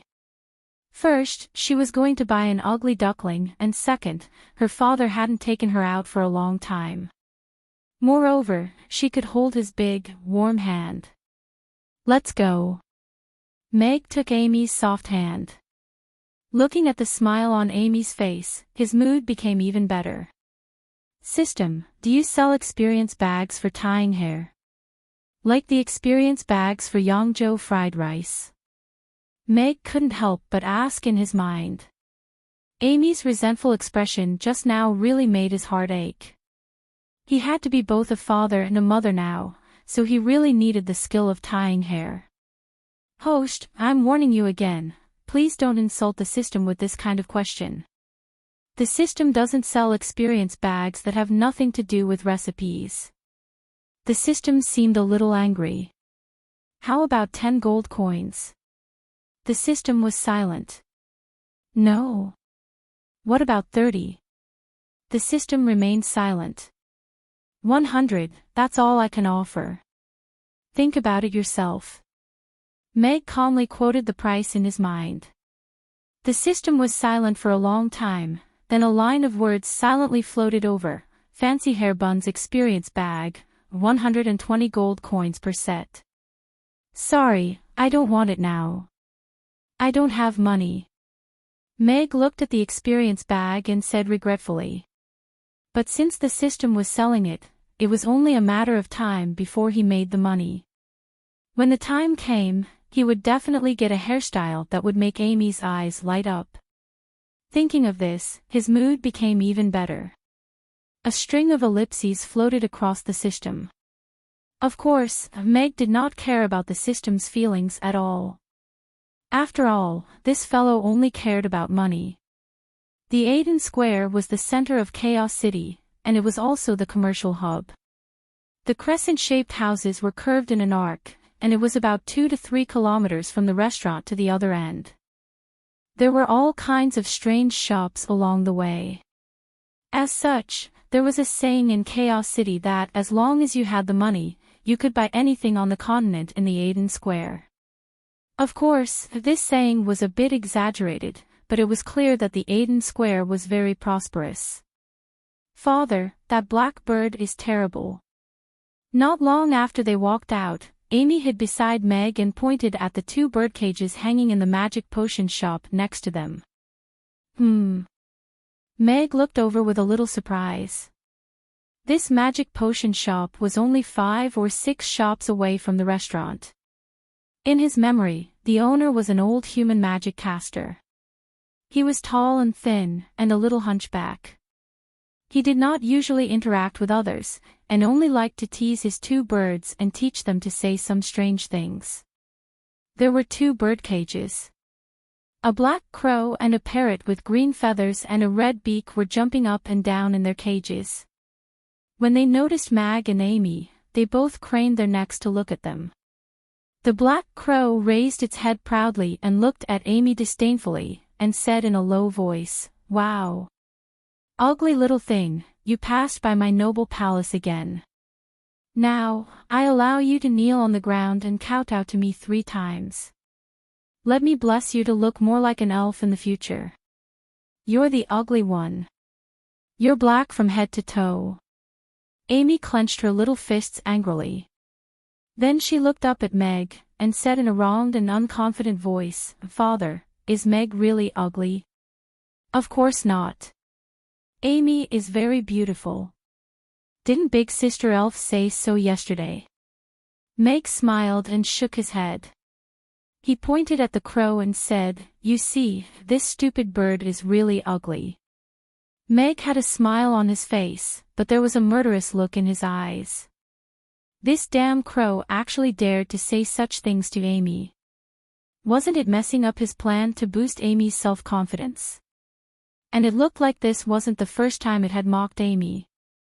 That's right. So ugly, so ugly. And you still call yourself king all day long. Hearing you make me so annoyed. The green parrot on the side nodded in agreement. Its voice sounded like that of a young girl, and its tone was full of helplessness. Human, take away your lowly finger. Don't think that I'll be afraid of you just because you've turned from a cripple to a semi-cripple. The crow turned to look at Meg and said, Amy, do you still remember the fireball technique from yesterday? Meg looked at Amy and said with a smile. Yes, yes. Amy nodded and looked at Meg with some confusion. For those fellows who like to play dirty with their mouths, the easiest way is to make them shut up. Try using a fireball technique on them, Meg said with a smile. The crow became even more arrogant and said indifferently, Humph, do you think I'll be afraid? This birdcage was enchanted by the old man, and I can even recite the incantation for the fireball technique backwards. But before it could finish speaking, a bluish-purple fireball appeared in Amy's hand. Instant cast. The crow was stunned. Then the fireball was thrown over by Amy, and it instantly enveloped the birdcage. I'm the one. Aw. Help. The magic shield outside the birdcage melted in an instant. After the thin film disappeared, the steel bars on the birdcage also began to melt. The bluish-purple flames immediately engulfed the black crow, and only a series of screams could be heard. Meg was a little surprised. He didn't expect Amy's first fireball technique to be so good, and it was even more powerful than he had imagined. Of course, this was a good thing. He smiled and continued to walk forward while holding Amy's hand, and said, Remember, if you meet such fellows in the future, just throw a fireball at them. Yes, yes, Amy will remember. Amy nodded vigorously, and happily grabbed one of Meg's fingers and swung it. She felt that she had vented all the anger she had suffered from that crow. Sure enough, she didn't have to worry about being bullied when she went out with her father. Fire, put out the fire. The green-feathered parrot called out in a panic. A skinny old man hurried out of the shop and saw the birdcage on fire. His face was shocked, and he quickly chanted an incantation to throw a water ball at it. Chapter 31. Shut up, charcoal. Julian, who was wearing a black magician's robe, muttered in a sharp voice. His expression was solemn as he watched the father and daughter walk away hand in hand. He muttered, What a strong magical wave. Is this little girl a genius? Or is that man a hidden master? Now he's really charcoal. The green-capped parrot looked at Black Crow whose feathers were all burnt and giggled, gloating over his misfortune. Old man, please call me your Highness Fama Odin Ben. This king's palace was destroyed by that little fellow. Hurry up and make me a new one. Also, it's best if you make me a gorgeous robe, so that this king's beautiful body won't be seen by others. He sniffed left and right and cried, What the hell? Where did the smell of roast chicken come from? If you talk nonsense again, I'll feed you a new test product. Julian turned his head and looked at Black Crow. His face was expressionless, but his voice was as sharp as a demon crawling out of hell. Black Crow immediately cowered. He lifted his leg and moved to the side. He said shyly, Then at least give me 2 leaves. Otherwise, I'll be an eyesore standing here. Green Bean, go and find him 2 leaves. Julian said and turned to walk into the shop. As he walked, he said to himself, Strange, why didn't I notice the magical wave over there before? Perhaps I can exchange some pointers with him. Mr. Julian, the next time you need my help, please call me Sunny, the green-capped parrot said cheerfully. Said the green-feathered parrot cheerfully. It tilted its head and opened the lock on the birdcage. It fluttered and flew out.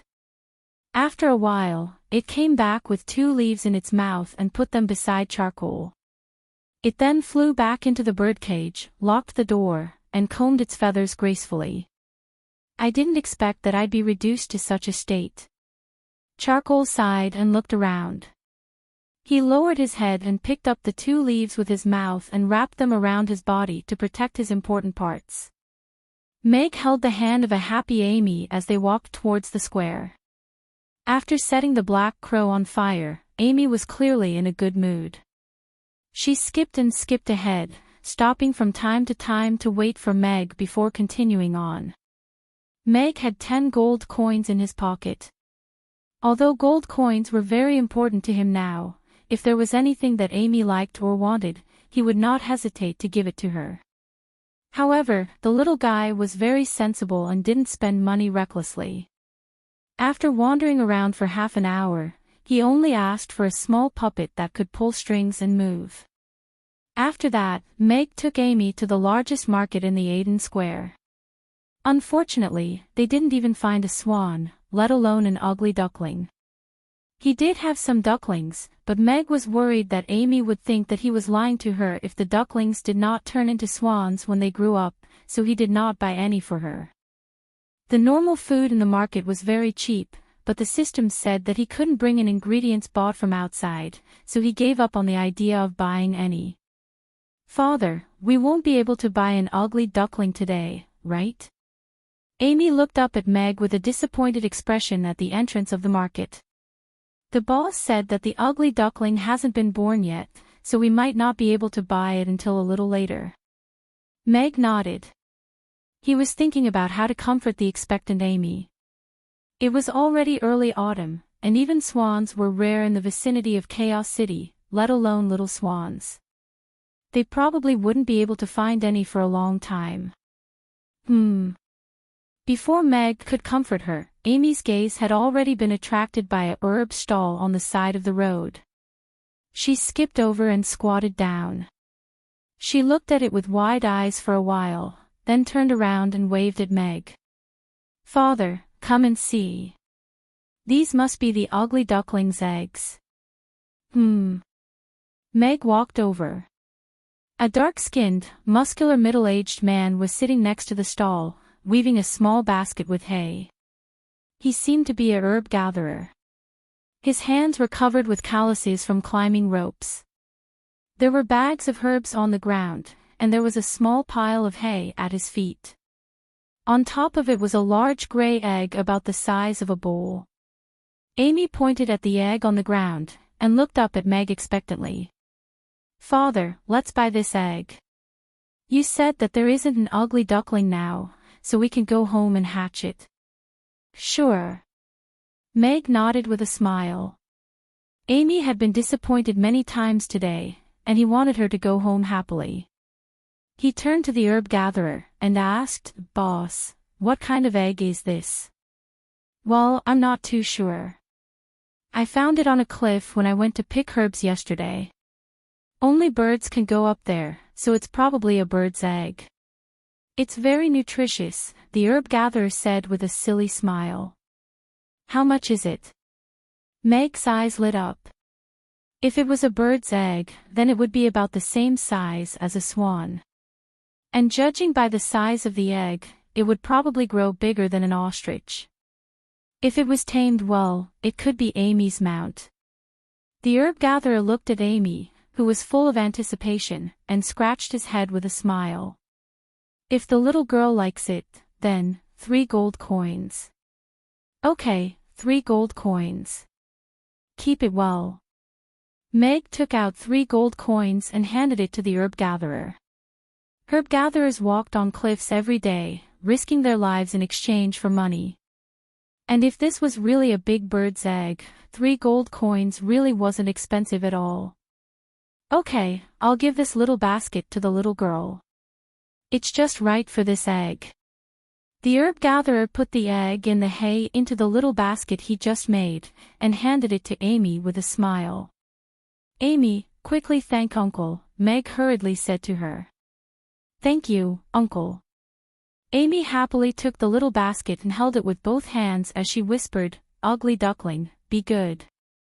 Wait for me to hatch you slowly. You're welcome, you're welcome. The herb gatherer smiled and waved his hand. He looked at Meg and said, my daughter is the same age as her, and she also likes to raise little things. But she already has 2 monkeys at home, so I won't let her bring them back. Yeah, the little one has been talking about it for the past 2 days. I hope she'll like it when it hatches. Meg also smiled helplessly, but his eyes were full of love as he looked at Amy. After bidding farewell to the herb gatherer, Meg originally wanted to help Amy carry the egg, but she refused. She was struggling to carry it with both hands, and Meg, who was walking behind her, was a little worried that the egg might fall to the ground. The walk back took about half an hour. Amy gently placed the little basket on the stairs at the door and heaved a sigh of relief. She turned to look at Meg with a serious expression and said, Father, thank you for buying the ugly duckling's egg for Amy. I'll take good care of it in the future. Meg took out a handkerchief and wiped the sweat on her forehead as he said with a smile, okay, but Uncle Herb Gatherer just said that this might not be the ugly duckling's egg. It could be the egg of another bird. Amy shook her head firmly. No, I'm sure this is the ugly duckling's egg. I'm going to hatch it, and then slowly raise it until it becomes a white swan, and then. Chapter 32. Meg observed 3 minutes of silence for the unhatched egg. At the same time, he felt a little helpless about Amy's deep obsession with the roast goose. It seemed that he had to work hard to complete the mission and exchange for the roast goose recipe as soon as possible. Of course, it would also be good if he could exchange for the Peking duck recipe. After opening the door and entering the restaurant, Amy carried the small basket and put it in the cabinet under the counter. She squatted down and whispered something to the egg for a while before carefully closing the door, as if she was worried that she would wake the little guy inside the egg. Father, how long will it take for the ugly duckling to hatch? Amy asked Meg expectantly. I'm not too sure about that. Maybe it'll have to wait until next spring. Meg shook his head. He didn't know much about the incubation cycle of birds. If it's spring, then it'll take a long time. Amy thought for a while and felt a little depressed. Meg thought for a while and quickly said, if it's warmer, maybe it'll hatch sooner, just like how a mother duck incubates her eggs. Amy's eyes lit up immediately. Then can Amy lie on the egg too? Meg couldn't help but smile. He shook his head and said, that won't do. Amy, go get the small blanket in the room and cover it with it. That should do it. Okay, Amy answered happily and quickly ran upstairs. I hope it's really a swan egg, although the chances are slim, Meg muttered to himself and went into the kitchen to pour 2 glasses of water. After helping Amy wrap the egg with the small blanket, Meg looked at the time. It was time for the restaurant to open again. He glanced at Amy, who was squatting on the ground and whispering, ugly duckling, come on, grow up quickly.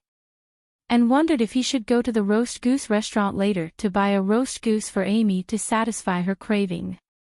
After waiting for a few minutes, it was exactly 11:30. Meg walked to the door and flipped the sign, officially opening the restaurant for lunch. Although not many people passed by the entrance of the restaurant, the luxurious and unique style of the restaurant still attracted a lot of curiosity. 2 dwarves and an orc came one after another, but after seeing the menu, they shook their heads and left. Meg was completely calm now. It was normal. Not everyone liked to eat Yangzhou fried rice, and they didn't even know what it was. Rather than spending 6 gold coins on an unknown dish, they might as well eat a large portion of roast meat and a jug of strong liquor. Probably only Mabai and his friends will be there for lunch. Meg thought to himself, feeling a little helpless. It was already the 2nd day of business, and he had only sold 8 servings of Yangzhou fried rice. If he wanted to complete the mission given by the system, he would have to sell at least 500 servings of Yangzhou fried rice in the next 9 days. But after jumping off the chair, he proudly raised his chin and said, "No, I'm a dragon slayer. Although I haven't seen a dragon yet, I believe that sooner or later, I will cut down those evil dragons with my sword." Meg heard the noise and looked back. When he heard this, he couldn't help but laugh.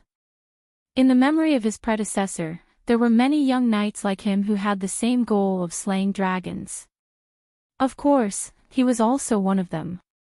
But the difference between him and the others was that he had indeed slain evil dragons with his sword, and more than one at that. Wow, that's amazing. Amy clapped her little hands and looked at Conti with some admiration. She pointed at the long sword in his hand and said, "Then you must have defeated many powerful opponents, right?" "I don't like to duel with others. My idol is Meg Alex. He once slew 4 evil dragons and is one of the bravest and strongest knights on the continent," Conti said with a smile, his eyes full of fanaticism and worship. He then looked down at Amy and said, "Little girl, if you like knights, you should like a knight like Meg Alex." Chapter 33. Conti paused and followed Amy's gaze to the kitchen. The skinny owner was cooking seriously. He shook his head with a smile and said, "No, although their names may be the same, Meg Alex is a powerful and proud knight. He would never cook in the kitchen, and he doesn't have a daughter." Meg shrugged in the kitchen. Conti was right. If he hadn't experienced that incident, his predecessor would have been a powerful and proud knight.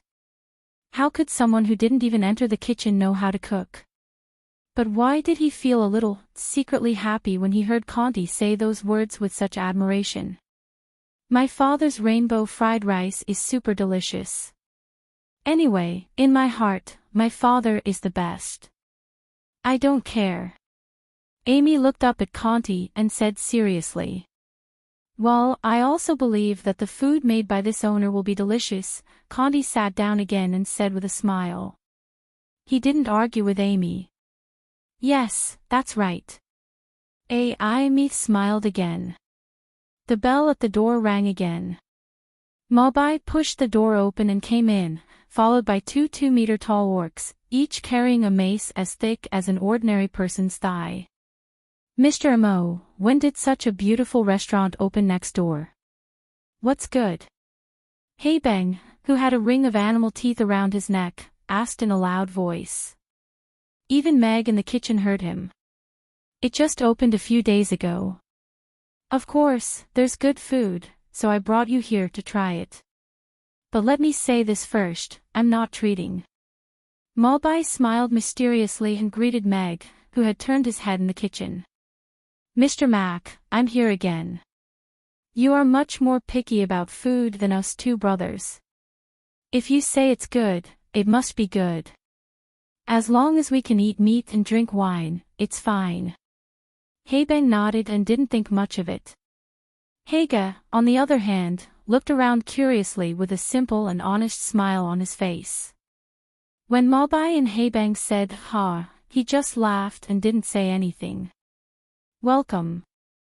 Meg had just finished processing the ingredients, and the rice in the rice cooker was not ready yet. He walked to the door and said with a smile, "Please take a seat. There is a menu on the table." Meg sized up the 2 orcs without batting an eyelid. They were wearing beast-skin aprons and beast-skin shirts, revealing the long black hair on their chests. They were taller than normal humans by more than a head. Their skin was slightly dark brown, and they had fangs that were about 3 centimeters long in their mouths. Meg immediately thought of the orcs in Magic Beasts. Moreover, these 2 orcs should be brothers as they looked very similar. However, the one on the left with the pressure necklace seemed to have a bad temper, while the one on the right had a silly smile on his face. Although he was an orc, he looked quite amiable. "I don't need to. I have a lot of work today. 3 servings of Yangzhou fried rice," Mobai said straightforwardly. He sat down at the table he had been sitting at for the past 2 days and looked at Amy with a smile. "Good afternoon, young lady." "Hello, Grandpa Moby the dwarf." Amy nodded. Then she pointed to Conti and introduced, "He is a new friend, a dragon-slaying warrior." "Dragon-slaying warrior?" Moby looked at the young knight in surprise. "Huh, what dragon-slaying warrior? I'm afraid he can't even beat a goblin." Heibang pulled out the chair opposite Moby and sat down. He looked at Conti with a mocking smile. Although this human was wearing a suit of armor, there were few calluses on his hand that held the sword. His face was pale, and he was just a rich human. "I have the ambition to become a dragon-slaying warrior. I have never fought a goblin before, so there is no such thing as being unable to beat a goblin, as you said."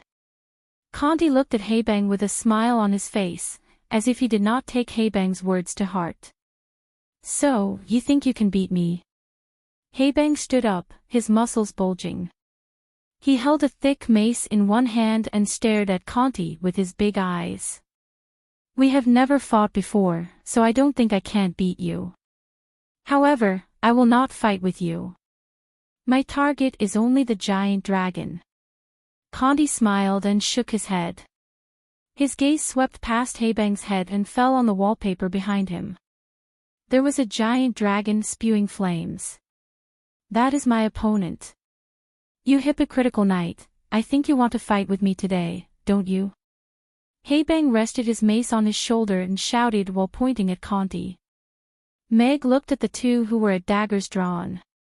He took 2 steps forward and said coldly, "My 2 guests, this is a restaurant, not a gladiator arena. If there is any conflict that needs to be resolved, please do it outside the restaurant." Mag cursed in his heart. A world without laws was indeed more chaotic than he had imagined. They had to fight on the spot just because of a disagreement. What if the restaurant was wrecked? "Shut up." Heibang turned around and shouted at Meg. In his eyes, this human must be on the same side as the knight in front of him. "Heibang."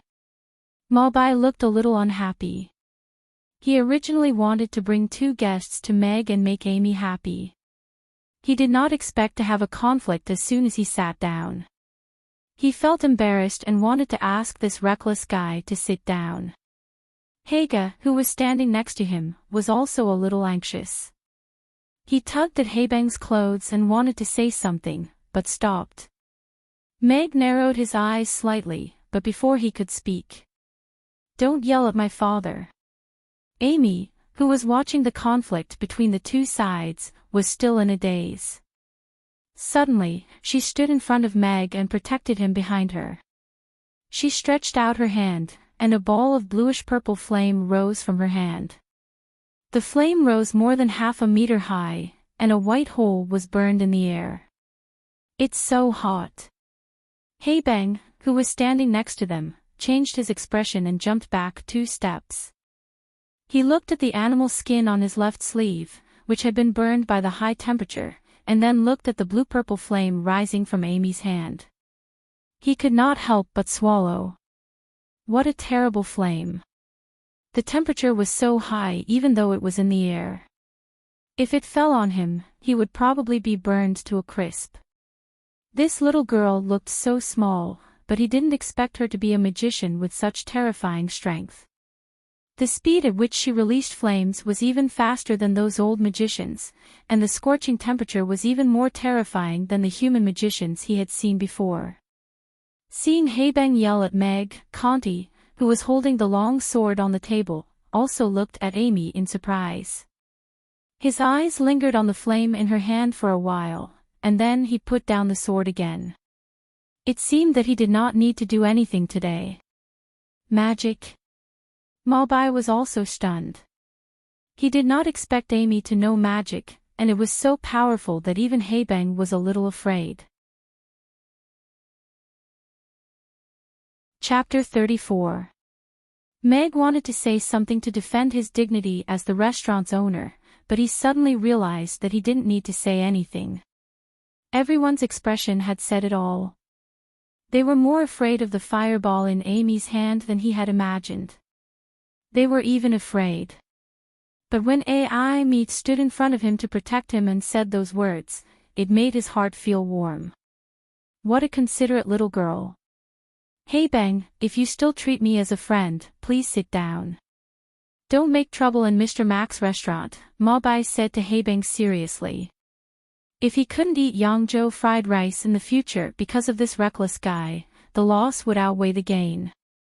Hua Xiaoheng nodded his head and said to Haebang in a serious tone. Guru. Haege pulled Haebang's clothes and said something in the orc language. It seemed that he was trying to persuade him not to make trouble. Haebang looked at Meg, and then at the fireball in Amy's hand. He was a little embarrassed. The fireball in Amy's hand did make him a little afraid. Of course, he was more afraid of Meg behind Amy. Even this little half-elf girl could use such a powerful fireball. Meg's strength must be even more terrifying. However, if he was scared by a little girl and shrank back to his seat, he would be laughed at by the other tribes. Therefore, he could neither stand nor sit.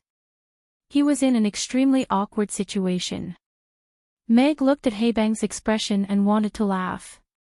He didn't expect to be regarded as a master.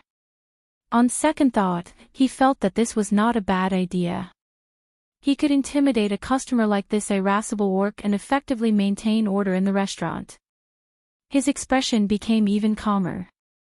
He patted Amy's head and smiled. "Amy, the customer has no ill intentions. Put away the fire." "Okay." Amy clenched her little fist and extinguished the fireball in her hand. But she still stared at Haebang with hostility. Haebang heaved a sigh of relief. He glanced at Meg and felt that this human was not only unfathomable, but also smart. How could a restaurant make money by attacking customers? With his status, many people in Chaos City would give him face. He was about to say something to get back his dignity. But before Haebang could say anything, Meg looked at him and said, "Sir, this restaurant forbids making noise so as not to disturb other customers. At the same time, no provocation or fighting is allowed. Otherwise, you will be blacklisted and never be served again." "What?" Haebang's eyes widened. It was the first time he had heard someone tell him not to make a noise in a restaurant. Was he deliberately making things difficult for him? His temper flared up and he was about to explode on the spot. Father said, "Making a noise in the restaurant. You're not allowed to shout like this. If you don't listen, I'll burn you." Amy looked at Haebang with a serious expression. She reached out her little hand as if she was going to release another fireball. Haebang subconsciously wanted to move away, but his dignity as an orc warrior made him unable to move. A ball of anger rose in his heart, but he couldn't get angry at a little girl. And the little girl's fireball was so scary. Although he was angry, he had no other choice but to hold it in. Guru. Haege pulled Haebang's arm and said something in the orc language. Then, he pulled him back to his seat. He turned to Meg and smiled apologetically. He said in the common language, "Sorry, my brother has a bad temper, it's okay. There's a menu on the table. Please take a look before you order. Let me know when you've made your choice." Meg nodded with a smile. This orc looked quite honest, and he wasn't angry. If an orc didn't have a temper, would he still be an orc? But in his restaurant, he had to follow his rules.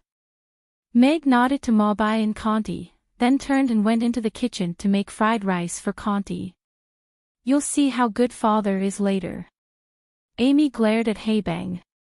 She felt a little bored, so she went back to the counter to look at the egg. "Mr. Mabai, what is this restaurant selling? How dare they ask so much of their customers?" Haebang looked at Mabai angrily, but he still lowered his voice. "See for yourself." Seeing that Meg wasn't angry, Mabai's mood improved a lot. He smiled and pushed the menu in front of Haebang. These two could be considered his regular customers. As the sons of the chief of one of the few tribes that guarded a gold mine, many of the weapons of their tribe's warriors were made by him. 1,000 gold coins for a single weapon was a huge sum of money. Furthermore, because they often came to Chaos City to purchase all kinds of things, they could be considered old acquaintances, and would often go out to eat together. These two people's love for food was not inferior to his at all, and their appetites were far greater than his. Stop keeping me guessing. Let me see.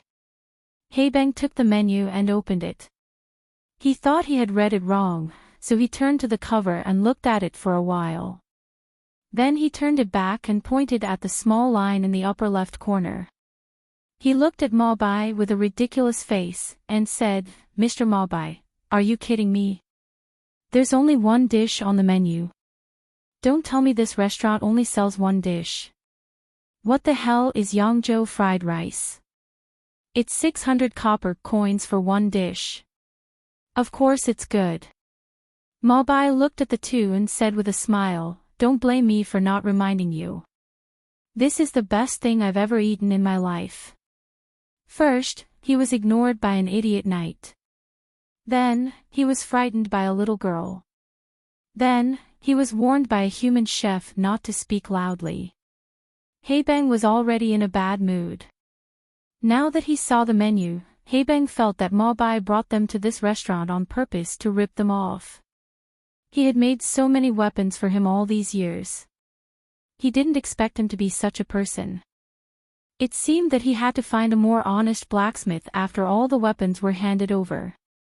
600 copper coins could buy a big plate of roast beef and a big jug of wine at Friar's Tavern. He shook his head and said, "This thing doesn't look like it has any meat. I don't want to eat it." "Mo. Boss, it's delicious." I'll have one," Haggis said to Meg in the kitchen in broken common language. "Okay, please wait a moment," Meg turned around and said. Haebang's voice was much lower than before, but Meg still heard it. The corners of his mouth turned up. Mabai had said the same thing. Since he had sat down, there was nothing that a bowl of Yangzhou fried rice couldn't solve. Chapter 35. Bro, let's go eat meat and drink later. Let's not eat here, Haebang said to Haga in the orc language. If Haga also ate, no one would drink with him. Do you want one? I think it will be good, Haga said with a silly smile. No, even if I starve to death, I will never eat anything in this restaurant. Haebang shook his head. This time, he spoke in the common language, biting each word. With his hands folded in front of his chest, he was ready to laugh at them for ordering the food. Someone is going back on his word. No one knew when Amy had climbed onto the high stool behind the counter. She looked at Haebang and said softly. Haebang's face froze. He was a little nervous when he heard Amy's voice, and a little annoyed when he heard her words. He stressed again, I swear on my mace that I will never eat it. Haebang's emotions were written all over his face. Mabai naturally knew what he was thinking, but he didn't explain anything. For a delicacy like Yangzhou fried rice, he just needed to enjoy it. There was no need to explain. Beside them, Conti was also looking at the kitchen expectantly. It seemed that the farce just now didn't affect his mood at all. The smile on his face never disappeared. Please enjoy. Soon, Meg came out with a plate of Yangzhou fried rice and put it in front of Conti. He put the spoon on the edge of the plate, and the rich aroma of the fried rice slowly spread out. This smell. Haebang, who didn't plan to turn around, suddenly had his eyes lit up. The fragrance was like a kitten scratching his heart. After struggling for a while, he couldn't help but tilt his head slightly and peek at the colorful fried rice in front of Conti out of the corner of his eye. It smells so good. Conti couldn't help but praise the fried rice in front of him. There was more surprise in his eyes. This was a cooking method he had never seen before. The egg was perfectly wrapped around the rice. 5 or 6 ingredients were cut into the size of rice grains by exquisite knife skills. The size of each grain seemed to have been measured with a ruler. There was almost no difference. With so many ingredients mixed together, it seemed to be fried with oil. The aroma was so rich. He hadn't eaten yet, but the rich aroma had already made him salivate. He picked up the spoon and scooped a spoonful into his mouth. The taste of various ingredients melted in his mouth, causing him to involuntarily close his eyes. The rice wrapped in the fragrant egg was so sweet and delicious after he bit into it. The prawns brought the unique freshness of the sea. The winter bamboo shoots and tree mushrooms were fresh and tender, and all of them melted in his mouth. After swallowing, there was still a rich aftertaste. This feeling was really too satisfying and enjoyable. Gulp. Haebang gulped unconsciously. When he realized what he was doing, he quickly looked away. Seeing that no one was paying attention to him, he couldn't help but steal glances at Conti from the corner of his eyes. The corners of Meg's mouth curled up slightly. Haebang's little movements didn't escape his eyes. Amy, who was resting her chin on her hands, also had a thoughtful expression on her face. Her eyes lit up as if she had seen through everything. "It's so delicious." Conti suddenly opened his eyes and gave Meg a thumbs up. Then he immediately lowered his head and stuffed the fried rice into his mouth, one mouthful after another. He didn't want to stop at all. He had made the right choice this afternoon. Blackie was quite reliable. What was more amazing was that after eating the Yangzhou fried rice, there was a warm current in the body that was constantly relieving the fatigue of the body. It was like drinking a recovery potion, but more gentle. It was so comfortable that it felt like there were small hands massaging the body. Meg turned around and went into the kitchen to cook the fried rice for Maobai. It seemed that it would be a busy afternoon. Haebang didn't know how many times he had swallowed his saliva. He had been stealing glances at Conti from the corner of his eyes, but now he had turned half of his body and was staring at the Yangzhou fried rice in front of Conti. He was leaning forward slightly, as if he would jump out at any time. It didn't take long for Conti to finish the fried rice. Looking at the empty plate in front of him, he raised his head and said to Meg, who was in the kitchen, "It's so delicious. Boss, please give me another Yangzhou fried rice." "Okay, please wait a moment," Meg answered, his hands and feet moving more quickly. "It looks delicious." Haega watched Conti finish the Yangzhou fried rice, his face full of expectation. "Is it really that good?" Haebang couldn't help but look at Conti and ask. "I've never eaten anything better than this. It would be a pity if I missed it." Conti nodded with a smile. He seemed to be in a better mood and didn't take the previous conflict to heart. Haebang looked at the plate in front of Conti, which was cleaner than his face, and then looked at Conti's face.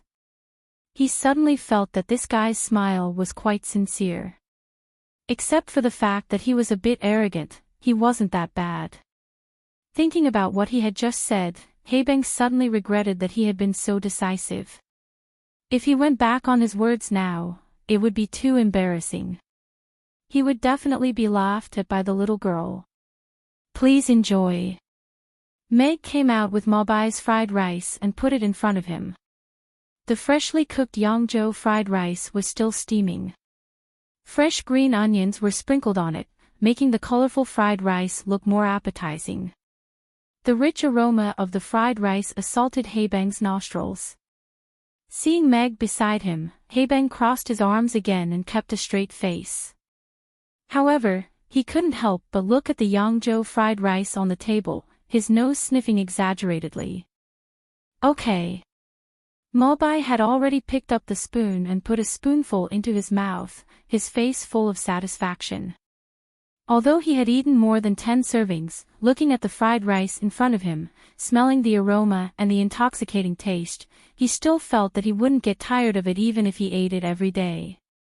Glancing at Haebang, whose mouth was still moving, Meg turned and went into the kitchen, guessing in his heart how many servings he could endure. Probably the next one. As soon as Meg left, Haebang immediately put down his hands and put them on the table. Looking at Mobai, who was enjoying his meal, he asked in a low voice, "Boss Missouri, is it really that good? Do you think I would lie to you?"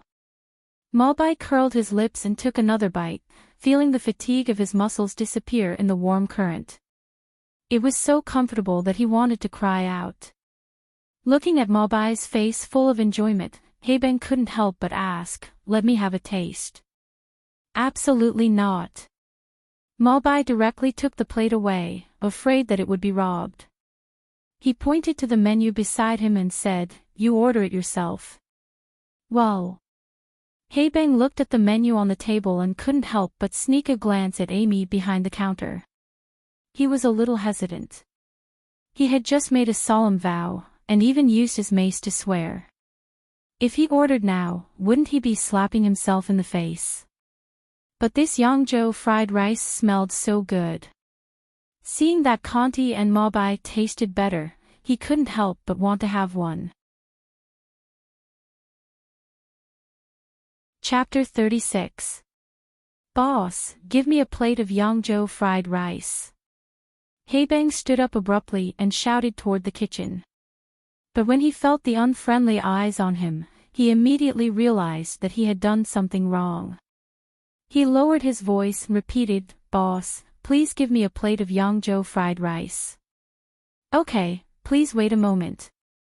Meg turned around and answered. He couldn't help but laugh when he turned around. Was it because of a plate of Yangzhou fried rice that another orc who had lost his dream? "Since father isn't angry, I'll let it go this time." Behind the counter, Amy clenched her fist, and a small fireball slowly disappeared without anyone noticing. With the improvement of his proficiency in the past 2 days, Meg could make a plate of Yangzhou fried rice faster and faster. He could make a plate of Yangzhou fried rice in about 5 or 6 minutes while processing the ingredients. "Here's your Yangzhou fried rice. Please enjoy." Meg put the plate in front of Haega. "Thank you," Haega said with a silly smile. He picked up the spoon and took a bite. His eyes suddenly lit up.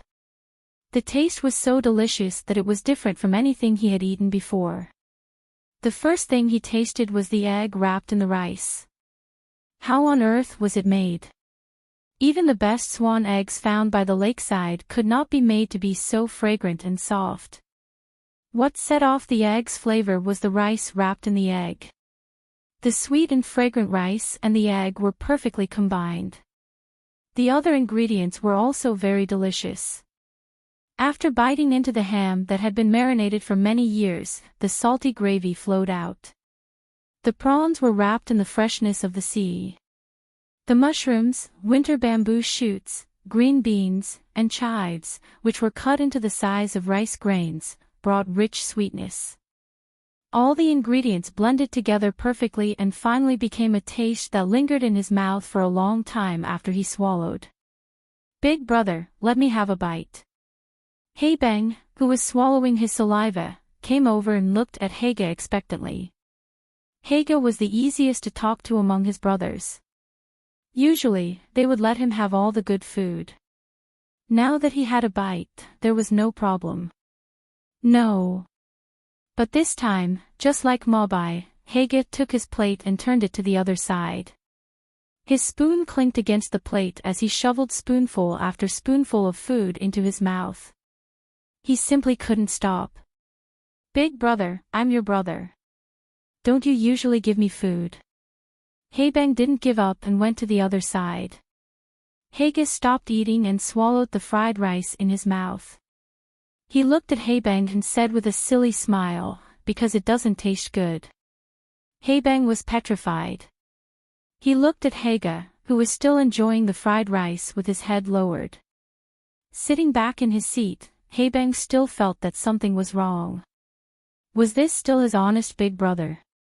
However, his mind soon returned to the Yangzhou fried rice. His Yangzhou fried rice was finally ready while he was anxiously waiting for it to be ready. Here's your Yangzhou fried rice. Please enjoy. Meg put down the fried rice and took a step back. Amy stood beside Meg and looked at Haebang, blinking her big eyes. At this moment, Haebang's attention was completely attracted by the Yangzhou fried rice in front of him. It was a torment for him to watch the three people enjoying the delicious food in front of him. He picked up the spoon next to him and took a big bite from the middle. The aroma was even richer and more attractive than the barbecue. He opened his mouth and put it in, and his eyes widened. How could there be such delicious food? All kinds of flavors seemed to dance on the tip of his tongue, bringing him incomparable enjoyment. His body and soul seemed to be shouting, "Eat, eat, eat." He swallowed one mouthful after another, wishing he could swallow the whole plate. In a short while, the plate was empty. Is it good? Loud voice. Amy looked at Haebang and asked. Haebang held the plate in one hand and the spoon in the other. Although he felt that it was a little strange to suddenly have a nickname, he still nodded with a silly smile. Ha, it's delicious. Next time, if you want to eat more, don't make so much noise, or I won't let you eat, Amy scolded him like a little adult, folding her hands in front of her chest. No. I promise I won't. Haebang nodded repeatedly. The imposing manner he had when he first came in was completely gone. Now, he only had the Yangzhou fried rice in his mind. One serving was not enough. If he was kicked out for talking loudly, he would regret it for the rest of his life. As for the 600 copper coins, face and oath, were they important? No, in front of this Yangzhou fried rice, those things were not important at all. Of course, it was also because it was Amy, a cute and scary little girl who spoke like that. If it were someone else, he would have picked up the mace on the ground and started a duel with him about the dignity of the orcs. As for challenging Amy to a duel, it was better to let him hit himself with the mace first. Amy nodded. She seemed to be satisfied with Haebang's answer. She climbed back to the high stool behind the counter and sat down, smiling sweetly at Meg. Meg couldn't help but smile. He touched Amy's head with a smile. The little girl was so cute when she tried to maintain order in the restaurant, and unexpectedly helped a lot. Then he went back to the kitchen to cook fried rice. Meg was busy for almost the whole afternoon while the customers were ordering one more serving. The customers who came in later smelled the aroma in the restaurant and looked at the customers who were eating the fried rice as if they were drunk. Although they felt that the price was a little expensive, a few of them still sat down and ordered one more serving. After tasting it, they couldn't help but order another one. Burp, boss, you must be a genius to be able to make such delicious food. We'll come again tonight. Haebang finally felt full after eating 5 servings of Yangzhou fried rice in a row. Meg put the freshly cooked fried rice on the customer's table and nodded with a smile. He enjoyed the feeling of conquering the customers with delicious food. 5 servings, 50, 60, 30. That's 30 gold coins in total, Amy said, stretching out her hands and looking at Haebang. Little girl, we'll pay together, Haebang said with a smile. So that's... Amy tilted her head and thought for a while. Just when Meg was about to remind her, her eyes lit up and she said, 60 gold coins. Okay, here are 6 dragon coins. Please take them. Haebang took out 6 dragon coins from his pocket and put them in Amy's hands. He stood up and reached out his hand to Meg. Mr. Mac, right? My name is Haebang, and this is my big brother, Haega. Sorry to offend you. You have a brother named Haebang? Meg asked with a strange expression when he took back his hand and shook it lightly. Both Hege and Hebang were confused. Chapter 37. When the last customer left, it was already 1:35. There were customers who wanted to order more, but Meg politely declined. Opening hours were over, so of course they should rest. Amy and he were still hungry. "Father, we sold 24 plates of Yangzhou fried rice at noon, and got 10 dragon coins and 44 gold coins. That's great. So much money." Amy clapped her little hands happily when she saw Mag, who had just closed the door, come back, her eyes sparkling. 24 plates. Mag was a little surprised when he heard that. Although he had been making fried rice non-stop since the opening of the restaurant at noon, he was still a little surprised that 24 servings were sold. Of course, what made him even happier was that the lack of customers in the restaurant had finally broken. The customers he served at noon would probably come again in the evening, and if they would spread the news of the delicious food like they did in Mumbai, there might be even more customers in the evening. Meg calculated in his mind. In less than 10 days, he would be able to collect 3,000 gold coins to complete the mission, and he wouldn't have to worry about being disabled by the system again. He couldn't help but breathe a sigh of relief. Looking at Amy, who was happily counting the gold coins, he said with a smile, "Amy did a great job today. I'm going to make rainbow fried rice for you. You should be hungry." "Yes, yes. My stomach is flat from hunger." Amy pursed her lips, touched her stomach, and nodded pitifully. "Just a moment." Meg patted Amy's head, feeling sorry for her. He quickly walked to the kitchen, and soon came out with a plate of fragrant Yangzhou fried rice. Amy ran to wash her hands, dried them, and sat on the chair. She scooped up a big spoonful of fried rice, looked up at Meg, and said, "Father has been busy. You must be hungrier than me, so I want you to eat first." "Okay." Meg looked at Amy's serious little face and felt warm in his heart. He bent over and ate that mouthful of fried rice with a smile. He nodded, and said, "That's delicious, Amy.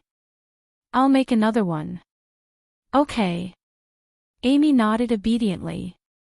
She picked up the spoon to feed herself and ate happily. After lunch, Meg carefully cleaned the restaurant. He wiped every table with dry and wet towels to make sure there were no oil stains.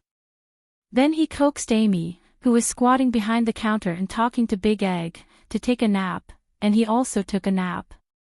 Meg and Amy had dinner in advance before opening the restaurant.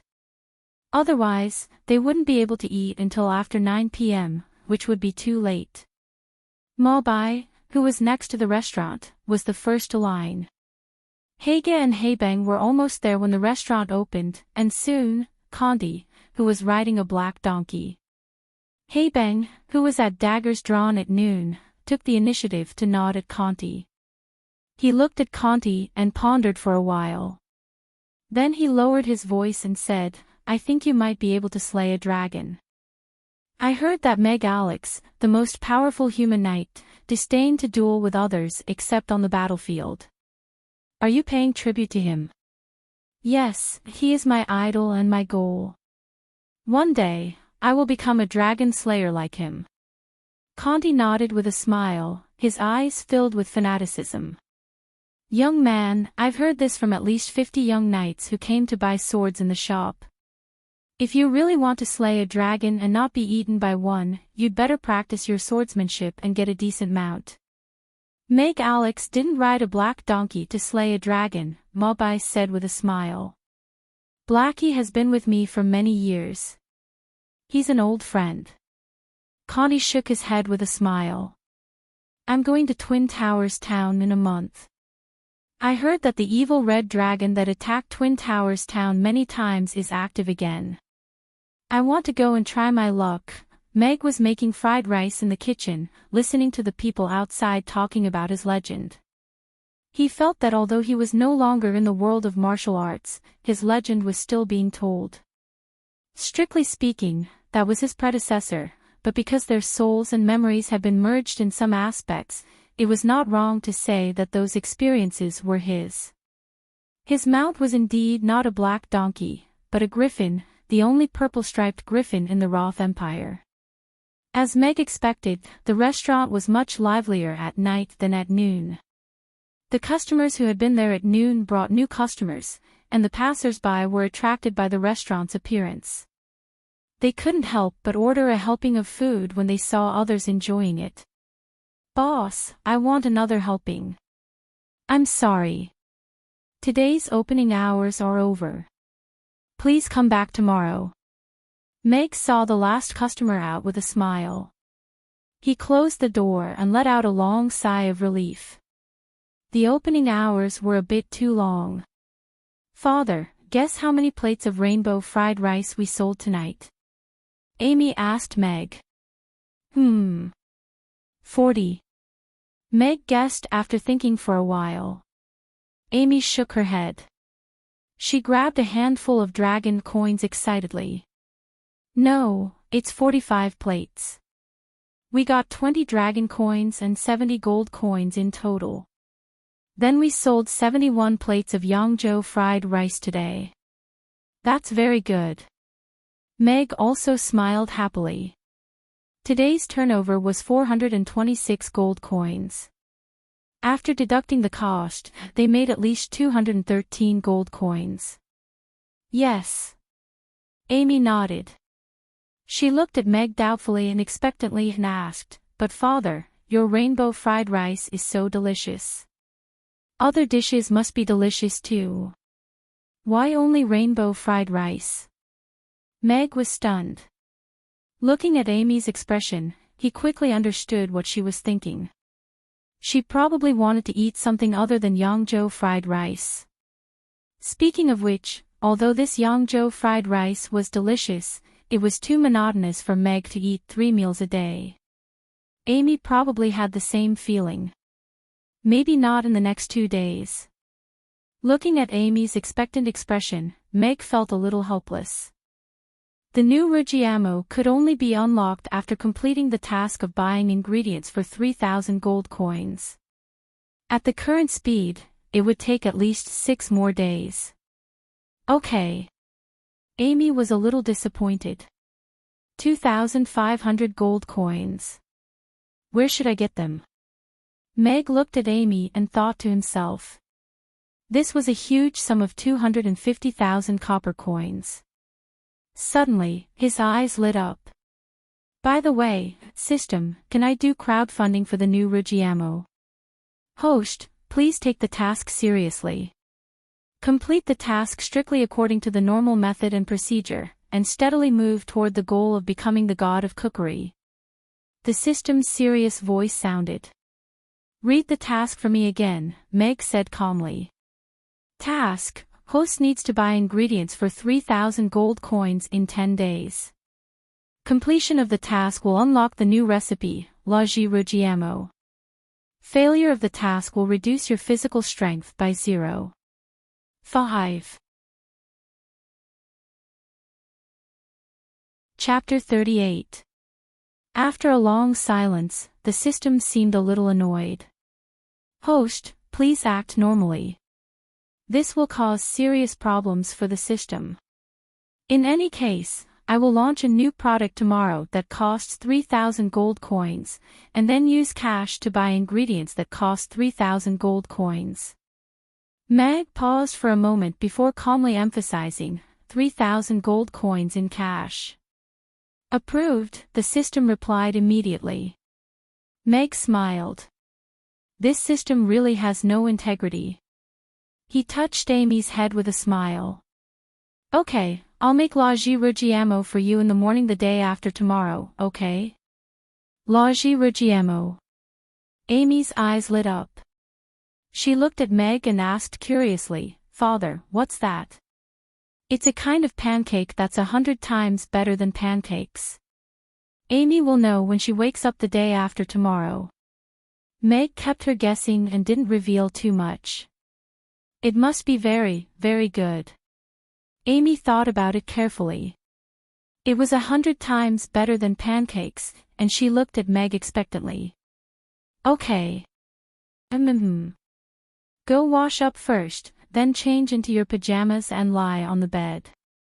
I'll come back to tell you a story after I've done the dishes and cleaned up the dining room, okay? Meg withdrew his hand. Okay. Amy nodded obediently. She got down from the high stool, squatted on the ground, and patted the big egg that was wrapped in the blanket. She said seriously, "Ugly duckling, you have to sleep well too. Then come out early and grow up quickly." Then she climbed up the stairs with some effort with her short legs. Meg smiled.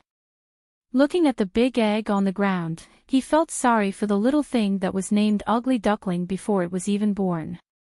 He washed the bowls and spoons in the dishwasher, cleaned the 16 tables, and mopped the floor. Looking at the clean and tidy dining room, Meg smiled. Although he was a little tired, it was very fulfilling. He didn't need to ask the staff for help for the time being.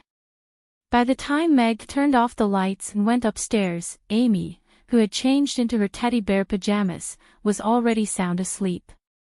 Her beautiful eyelashes fluttered slightly, making her look like a little angel. Meg put her little hand under the quilt and tucked in the corner.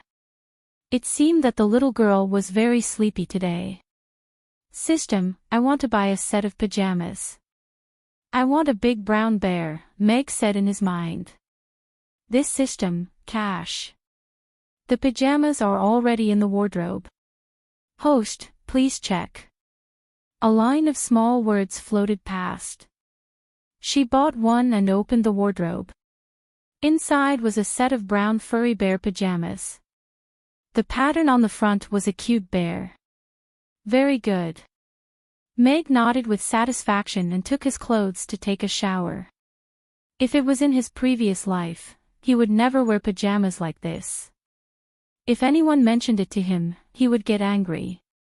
Right now, he was thinking, Amy will be very happy when she wakes up tomorrow morning, right? After taking a shower, he changed into his pajamas and went back to his room.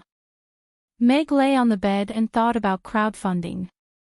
This concept was definitely too advanced in this world. Moreover, the restaurant had only been open for 2 days. It would not be easy to raise such a large amount of money like 3,000 gold coins. After thinking for a while, Meg had a rough idea.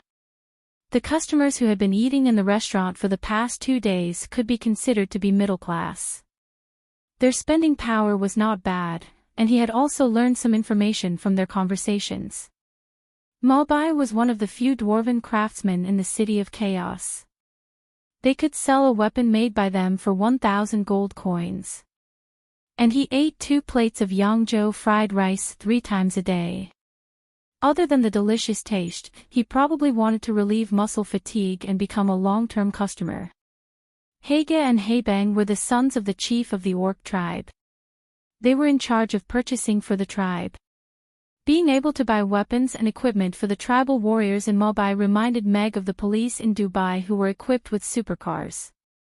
As for Conti, he didn't reveal too much information about his identity. However, apart from the black donkey, the 1 or 2 accessories he casually revealed proved that he was the 2nd generation of a wealthy family. In any case, he was someone who didn't lack money. He also remembered the elf girl who had come yesterday. But she probably did not have much money on her, so she had not come in the past 2 days. So, he did not consider her. There were a few other customers who had come for dinner today. He was not familiar with them, so it would not be good to rashly recommend them. So, he decided to focus on them for now. After making up his mind, Meg glanced at Amy, who was still sleeping soundly. He reached out to turn off the light, and soon fell asleep as well. After a good night's sleep, Meg opened his eyes the next morning. A little person was already standing at the head of the bed, looking at him with surprise with her mouth slightly open. Our Amy woke up so early. Meg sat up with a smile and reached out to rub Amy's hair. Yes, yes. Father's clothes are the same as Meg's. It's a big bear. Amy's is a little bear, so it's a little bear and a bear father, right? Amy said happily as she pointed at the big bear in front of Meg. Yes. Does Meg like it? Meg nodded with a smile. Amy likes it a lot. It's so soft and warm. Amy threw herself into Meg's arms, rubbed her little face against his chest, and closed her eyes comfortably. Meg looked at Amy, who was lying in front of him like a kitten, and felt that his heart was about to melt. After playing with Amy for a while, he washed up and went downstairs. Other people's fathers will help them tie their hair. When are you going to help Amy tie her hair? After going downstairs, Amy got out of Meg's arms, touched a strand of her ahogue, and looked at Meg with a pout. I'll work hard. Meg scratched his head a little awkwardly. This was really a difficult problem for him. If today's crowdfunding was successful, he would definitely buy the hair tying experience bag from the system first. In the future, he would be able to tie whatever hairstyle Amy wanted. Good luck, father. Amy has faith in you. Amy clenched her little fist and encouraged him. Okay. Meg didn't know whether to laugh or cry as he nodded. After having breakfast with Amy, Meg took out a pen and paper and wrote 6 similar subscription slips, each costing 500 gold coins. After carefully checking that there were no problems, he looked at the time and saw that it was just about time for business, so he went to open the door. Mr. Mac, business was good yesterday. The first one to arrive was still Malbai. He sat down at his usual seat and said with a smile, same old, 2 plates of Yangzhou fried rice. Mr. Mo, you've attracted a lot of customers. Please wait a moment. Meg nodded with a smile. As soon as Malbai sat down, Haebang and Haga also arrived. The sound of iron hooves stomping on the ground came from outside the door. Mr. Mo, we're here again. 5 plates of Yangzhou fried rice per person. Chapter 39. Crowdfunding for a new product. Everyone's faces were filled with doubt. Mr. Mac, do you want to borrow money? Malbai asked after pondering Meg's words. New product. Mr. Mac, are you going to sell other dishes in your restaurant? Haebang's eyes lit up. The Yangzhou fried rice was delicious, but it would be better if he could eat something else that was as delicious as it. Conti and Haga also looked at Meg in confusion. This boss looks kind, but he always keeps a distance from us. It's strange that he wants to borrow money so soon. Yes, we are going to launch a new product, but we need some money to buy the equipment and ingredients. We can save enough money by the end of this month, but I want to enrich the dishes as soon as possible, so I'm launching a crowdfunding campaign. You can take it as a loan. I'm in charge of the campaign, and it's up to you whether you want to claim the money or not. Meg nodded with a smile. Then he put the 6 subscription slips on the table and continued, crowdfunding for the new product, 500 gold coins per share. You can have the priority to try the new product, and you'll get 2 servings of Yangzhou fried rice for free. You can use the crowdfunding funds to offset your expenses this month, and you can return all the money you haven't spent at the end of the month. 500 gold coins is not enough for 100 servings of Yangzhou fried rice. We're going to stay in Chaos City for a month, and it's important to try Mr. Mac's new product as soon as possible. I'll take 2 shares for 1,000 gold coins, Haebang said with a big smile. Haebang waved his hand and said straightforwardly. He took 2 slips from the table and put a purse on the table. Here are 100 dragon coins. Okay, thank you. Meg looked at the money bag and nodded with a smile. He didn't seem too excited. Then I'll take 2 shares, 2. 6 servings of Yangzhou fried rice a day, and I'll get 4 servings of Yangzhou fried rice for free. Malbai thought for a while and took 2 subscription slips. Then he looked at Meg and said, Mr. Mac, I don't have that many gold coins with me right now. I'll send them to you after dinner. Okay, sure. Meg nodded. In the blink of an eye, 2,000 gold coins were in his hands. Then I want one too. Please inform me in advance when you release a new product. Condi smiled and got up to take one. He opened the money pouch at his waist and took out 2 handfuls of dragon coins. He counted out 50 and put them aside. I have one. Hege took the last one with a silly smile. He patted Hebang's shoulder and said in orc language, help me pay first. Big brother, don't you have money yourself? Hebang looked at him, puzzled. Spending other people's money first makes me happier, Hege said with a silly smile. Hebang was speechless. He could only take out another 50 dragon coins and put them on the table. Why did he feel that his elder brother had changed? Amy looked at the small mountain of glittering dragon coins on the table with her mouth slightly agape as she asked Meg, Father, are all these dragon coins ours? Meg shook his head with a smile and said, No, these are the funds raised by the customers for the launch of the new product. They're just temporarily with us so that Amy can eat the new delicacies as soon as possible. That loud voice is very obedient today. Amy looked at Hebang with appreciation and then began to count the dragon coins happily. Hebang was a little happy to be praised by a little girl, but then he felt that something was a little strange, so he could only laugh dryly. Mag looked at the 4 of them with a smile, and said, Thank you for your generous pledges. I will speed up the launch date of the new product, and inform all of you about the progress of the new product as soon as possible. If nothing goes wrong, it should be launched in these 2 days. It's okay. I trust Mr. Mac's cooking skills. Hebang waved his hand dismissively and then asked curiously, Is there meat in the new product? The big ones. I like to eat meat in big bites. There is meat. You can try the rest when it's launched, Meg said with a smile, continuing to maintain the mystery of the new product. As long as there is meat. Let's make the Shangzhou fried rice first. I'm really hungry this time. Although Hebang was curious, he didn't force Meg since he didn't want to tell him.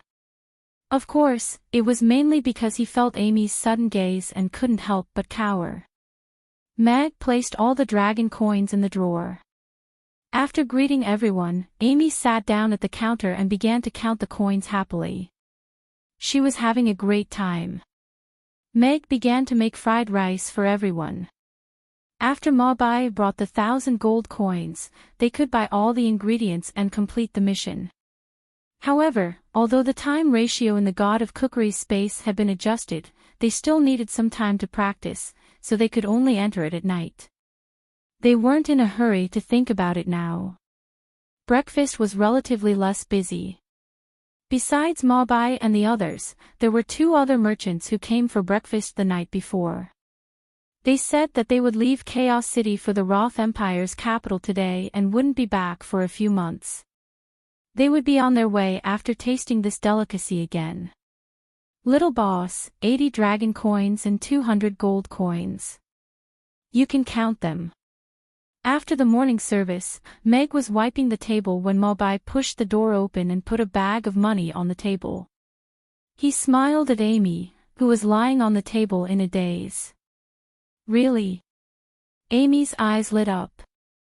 She pulled the bag of money closer to her with some effort and began to count the gold coins one by one.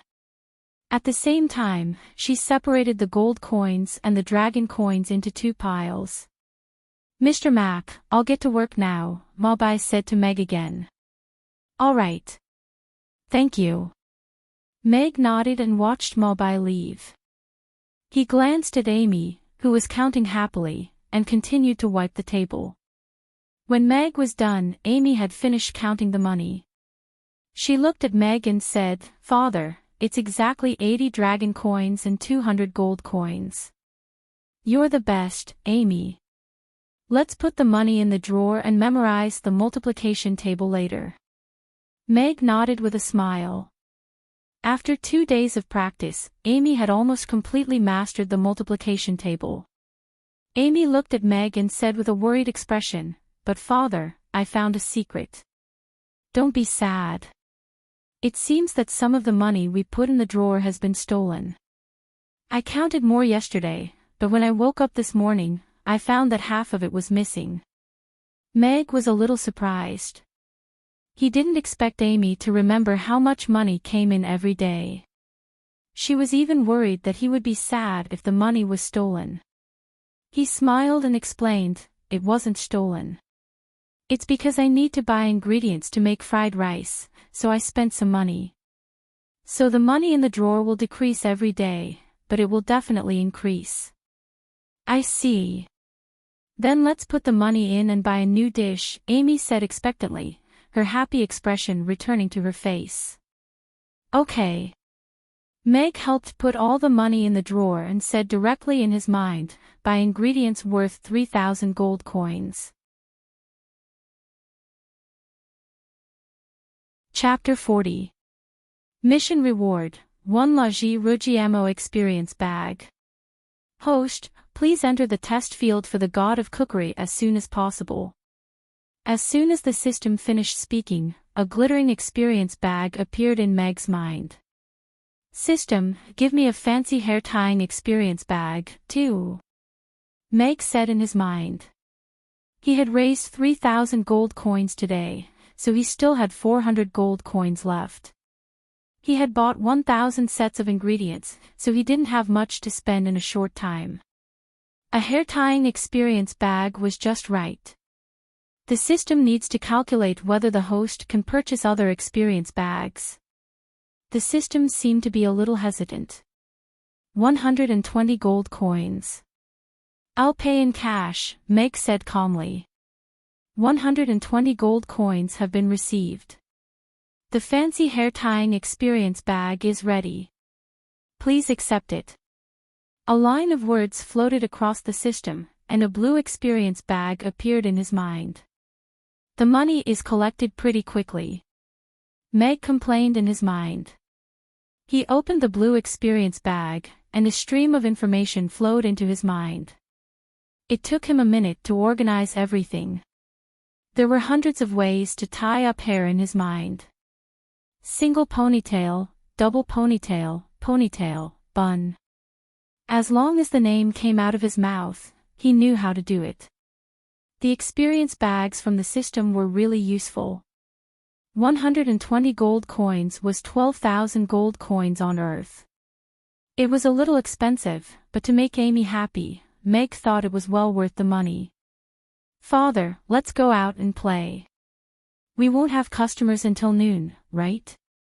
Amy gently tugged at Meg's sleeve, her little face full of expectation.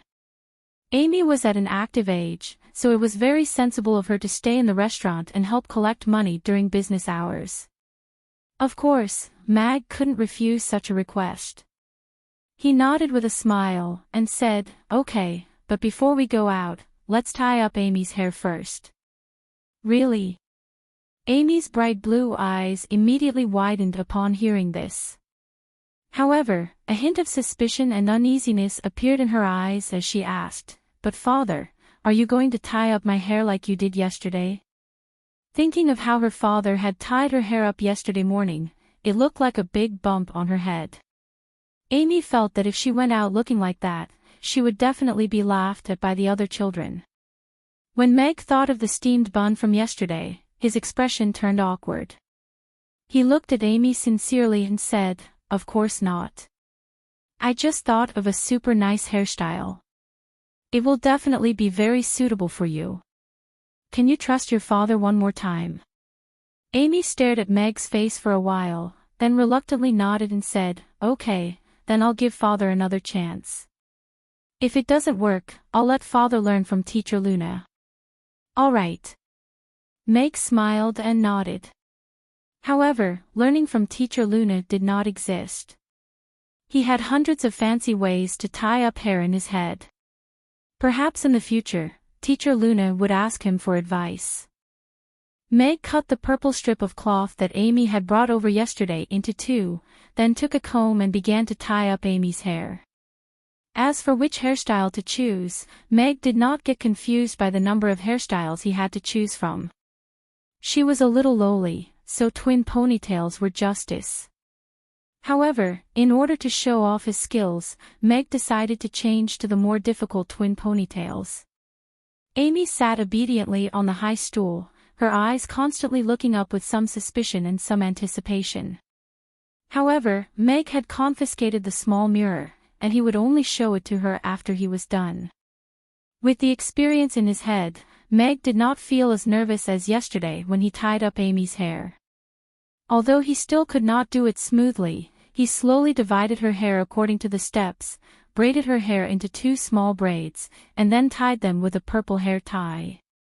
The twin ponytail hairstyle was done. Meg withdrew his hands and took 2 steps back to look at Amy. Her silver hair was braided into 2 delicate little braids that hung in front of her, and the purple hair tie at the end was tied into a small bow. On her delicate face, her big blue eyes were blinking, and coupled with the black lowly dress, she was simply adorable. Amy lowered her head to look at the braids hanging by her side, then looked at Meg expectantly and asked, "Father, do I look good?" "Amy, take a look for yourself." Meg did not answer.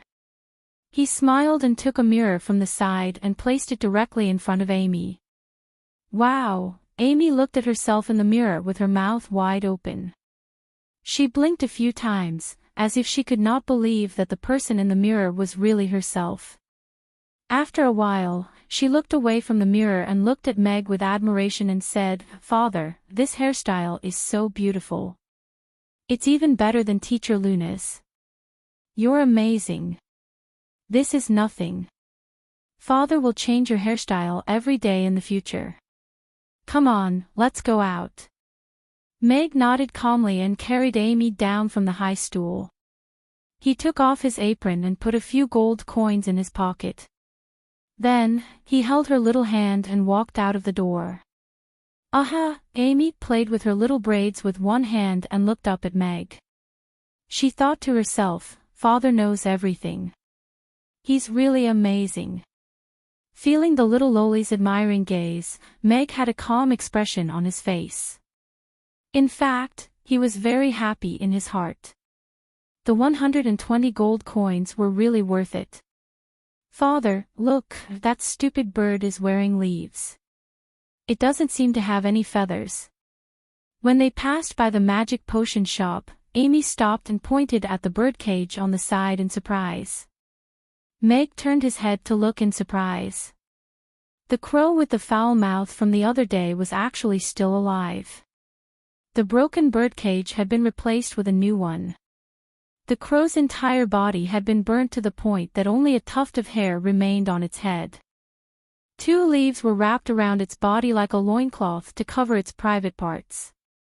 It stared at the 2 of them with wide eyes, looking extremely comical. "Lowly. You 2 bastards, you burned down this king's palace and burned my gorgeous royal robes. What else do you want now?" The black crow said angrily. However, his voice today clearly sounded a little fierce. "Stupid bird, be good. Otherwise, I'll burn you with fire." Amy looked at the crow with a stern face and said seriously, "Stop, stop, stop." The crow anxiously jumped a few times on the crossbar and flapped its wings. "Forget it. Seeing that you're quite cute, this king will allow you to call me Fama Odin Ben. In the future, you don't have to salute me when you see me. You don't have to pay for my royal robe and palace."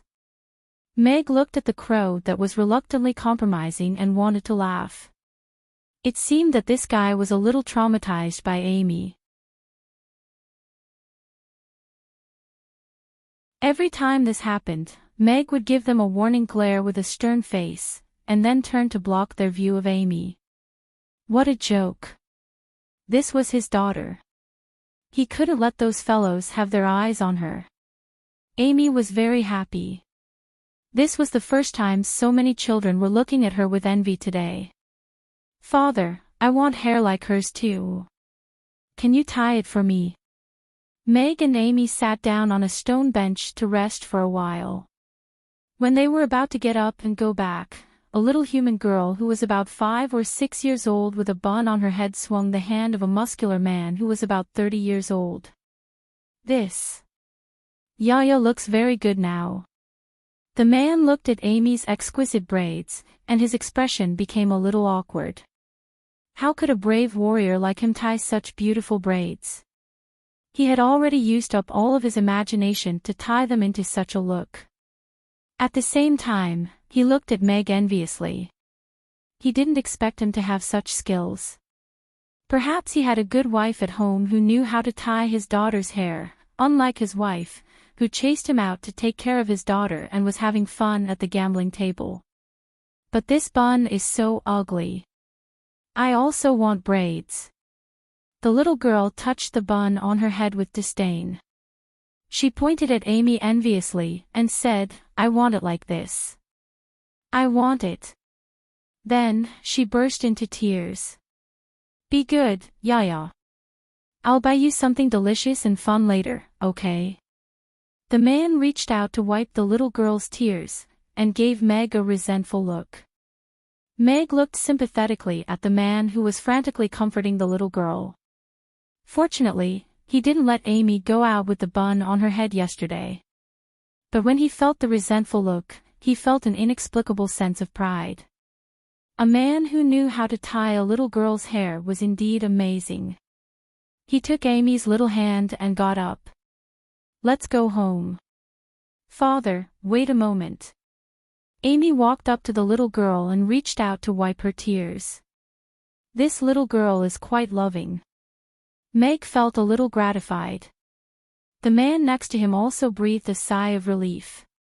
If only this little girl could help make his daughter happy. Don't cry. Only my father knows how to tie your hair. No matter how hard you cry, your father won't tie it for you. Amy pulled back her hand and looked at the little girl seriously.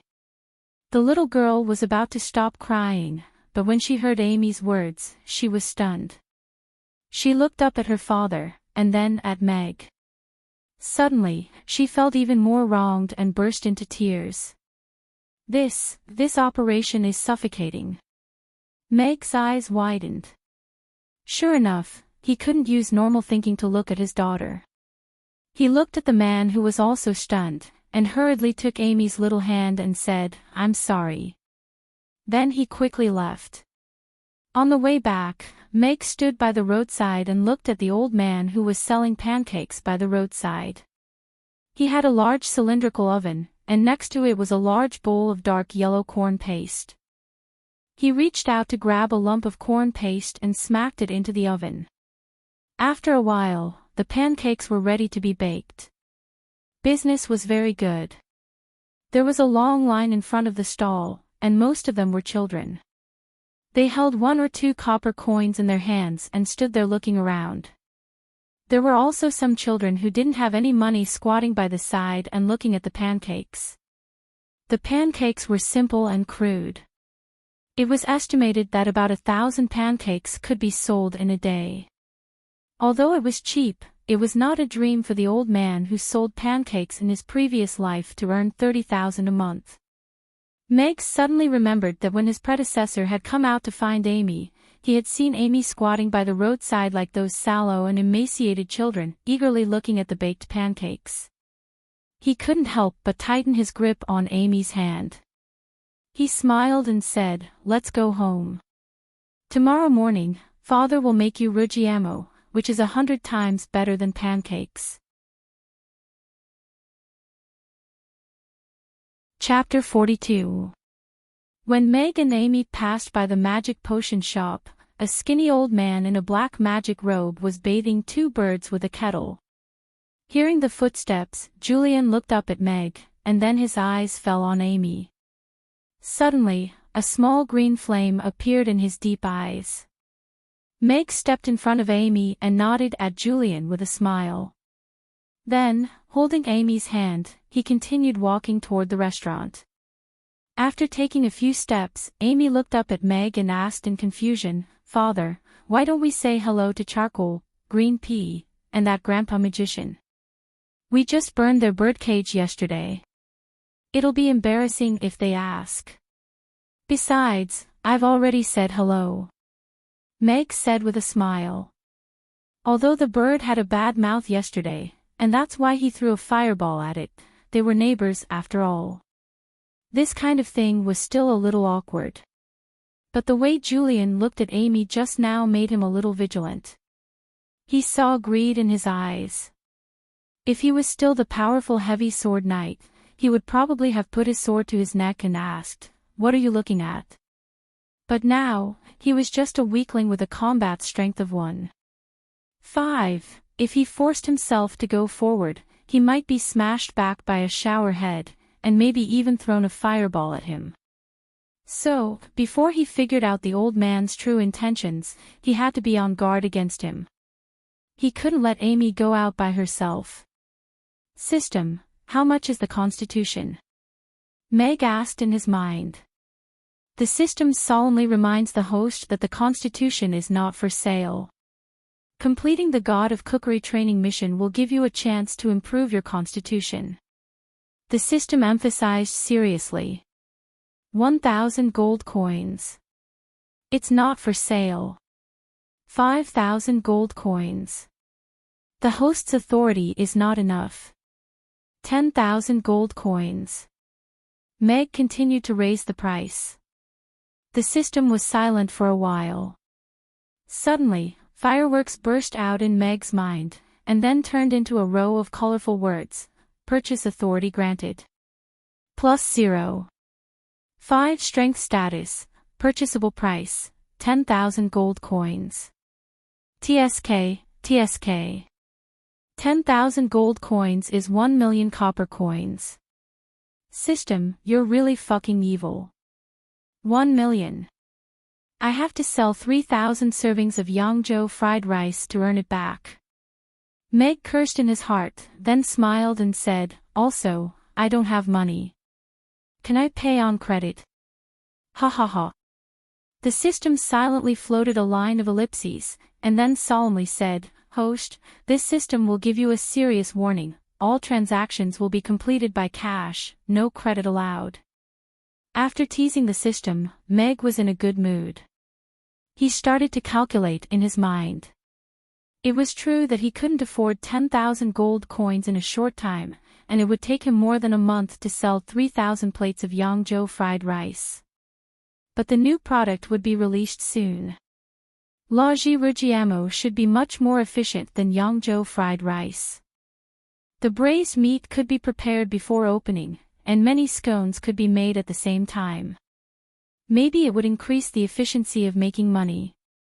Meg was anxious to improve his strength as soon as possible. Not only did he want to have the strength to protect Amy as soon as possible, but he also wanted to be able to lift Amy high.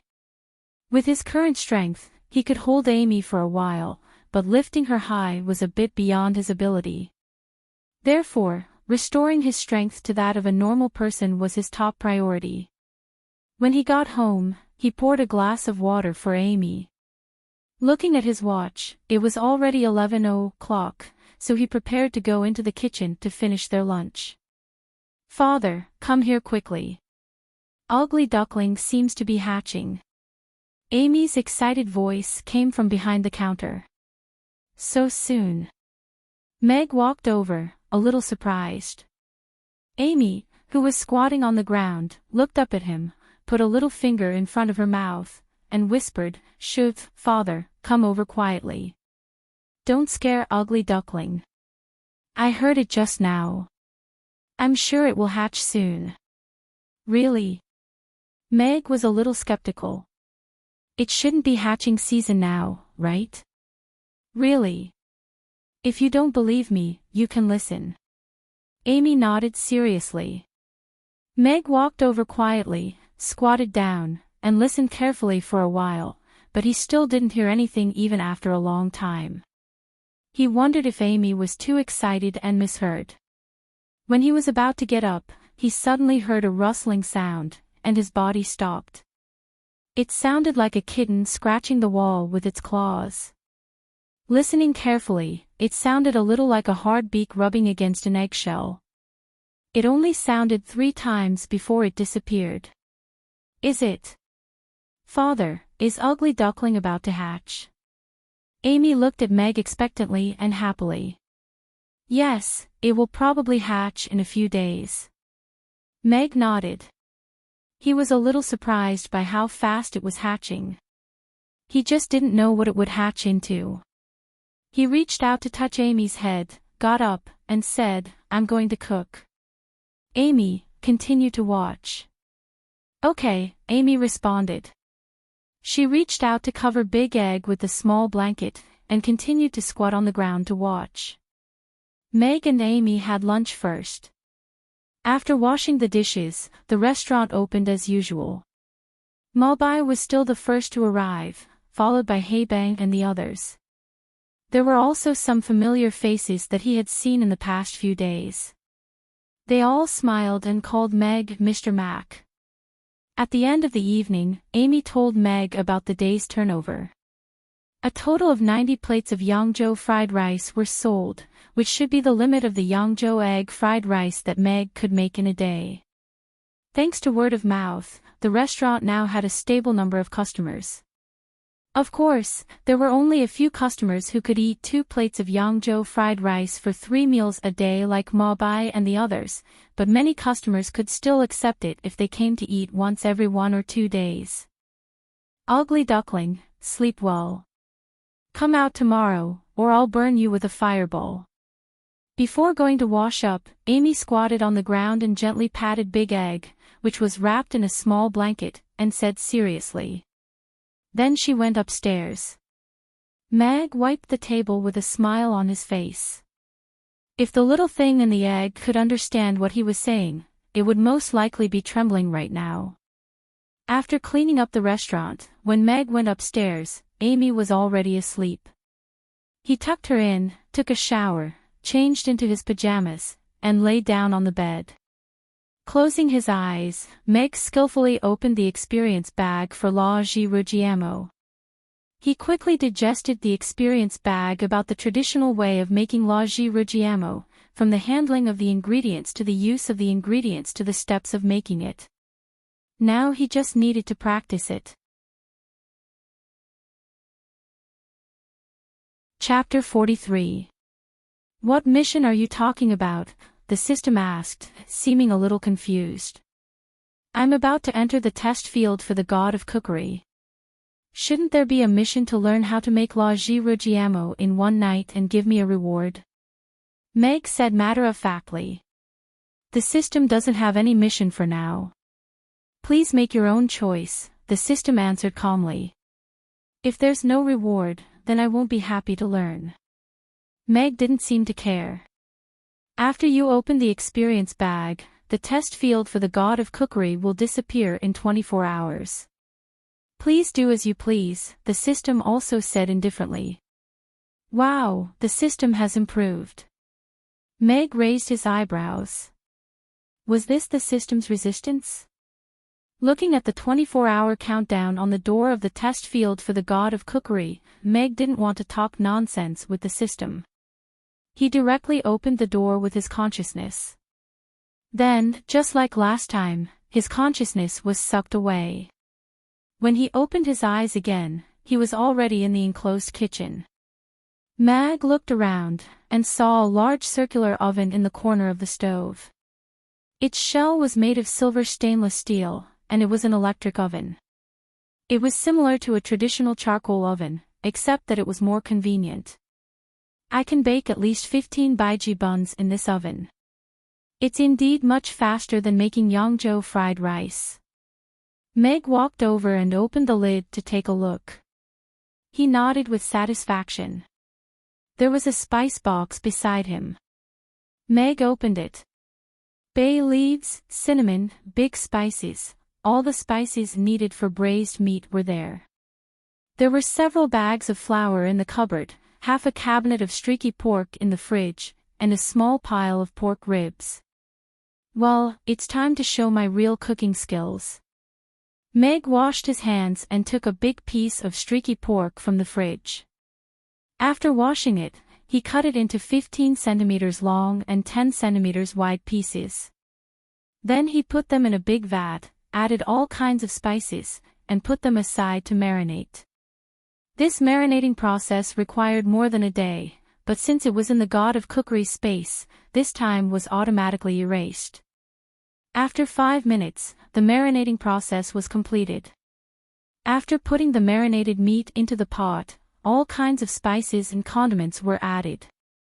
After boiling, the foam was removed, and the meat was stewed for 2 hours. With this, the cured meat was ready. During the braising process, Meg began his first experience with flour. After practicing Yangzhou fried rice for tens of thousands of times, Meg's knife skills were enough to handle 80% of the situations in the kitchen. However, kneading dough was different. It was not only technical work, but also physical work. Although the system would give him a fixed amount of stamina every hour, kneading dough was too strenuous. After more than 10 minutes, he would need to rest for a while before he could continue. His current physical condition was too terrible. It took him more than an hour to knead a ball of dough. After kneading the dough, he put it aside for half an hour. Then he took out small pieces of dough and pulled them into thin strips one by one. He smeared agarwood oil on them and sprinkled some salt and pepper on them. After that, he rolled them into a pancake and rolled them into a round shape with a rolling pin. After heating the oven, he put the pancake on a baking board and stood it on the wall of the oven until it was cooked. He roasted 16 baiji buns in one go. Meg took a cooked baiji bun out of the oven and looked at it. Because it was his first time making it, the shape was a little crooked and cracked. It was not very successful. The braised meat was almost ready. When he opened the lid, the aroma of the braised meat rushed out.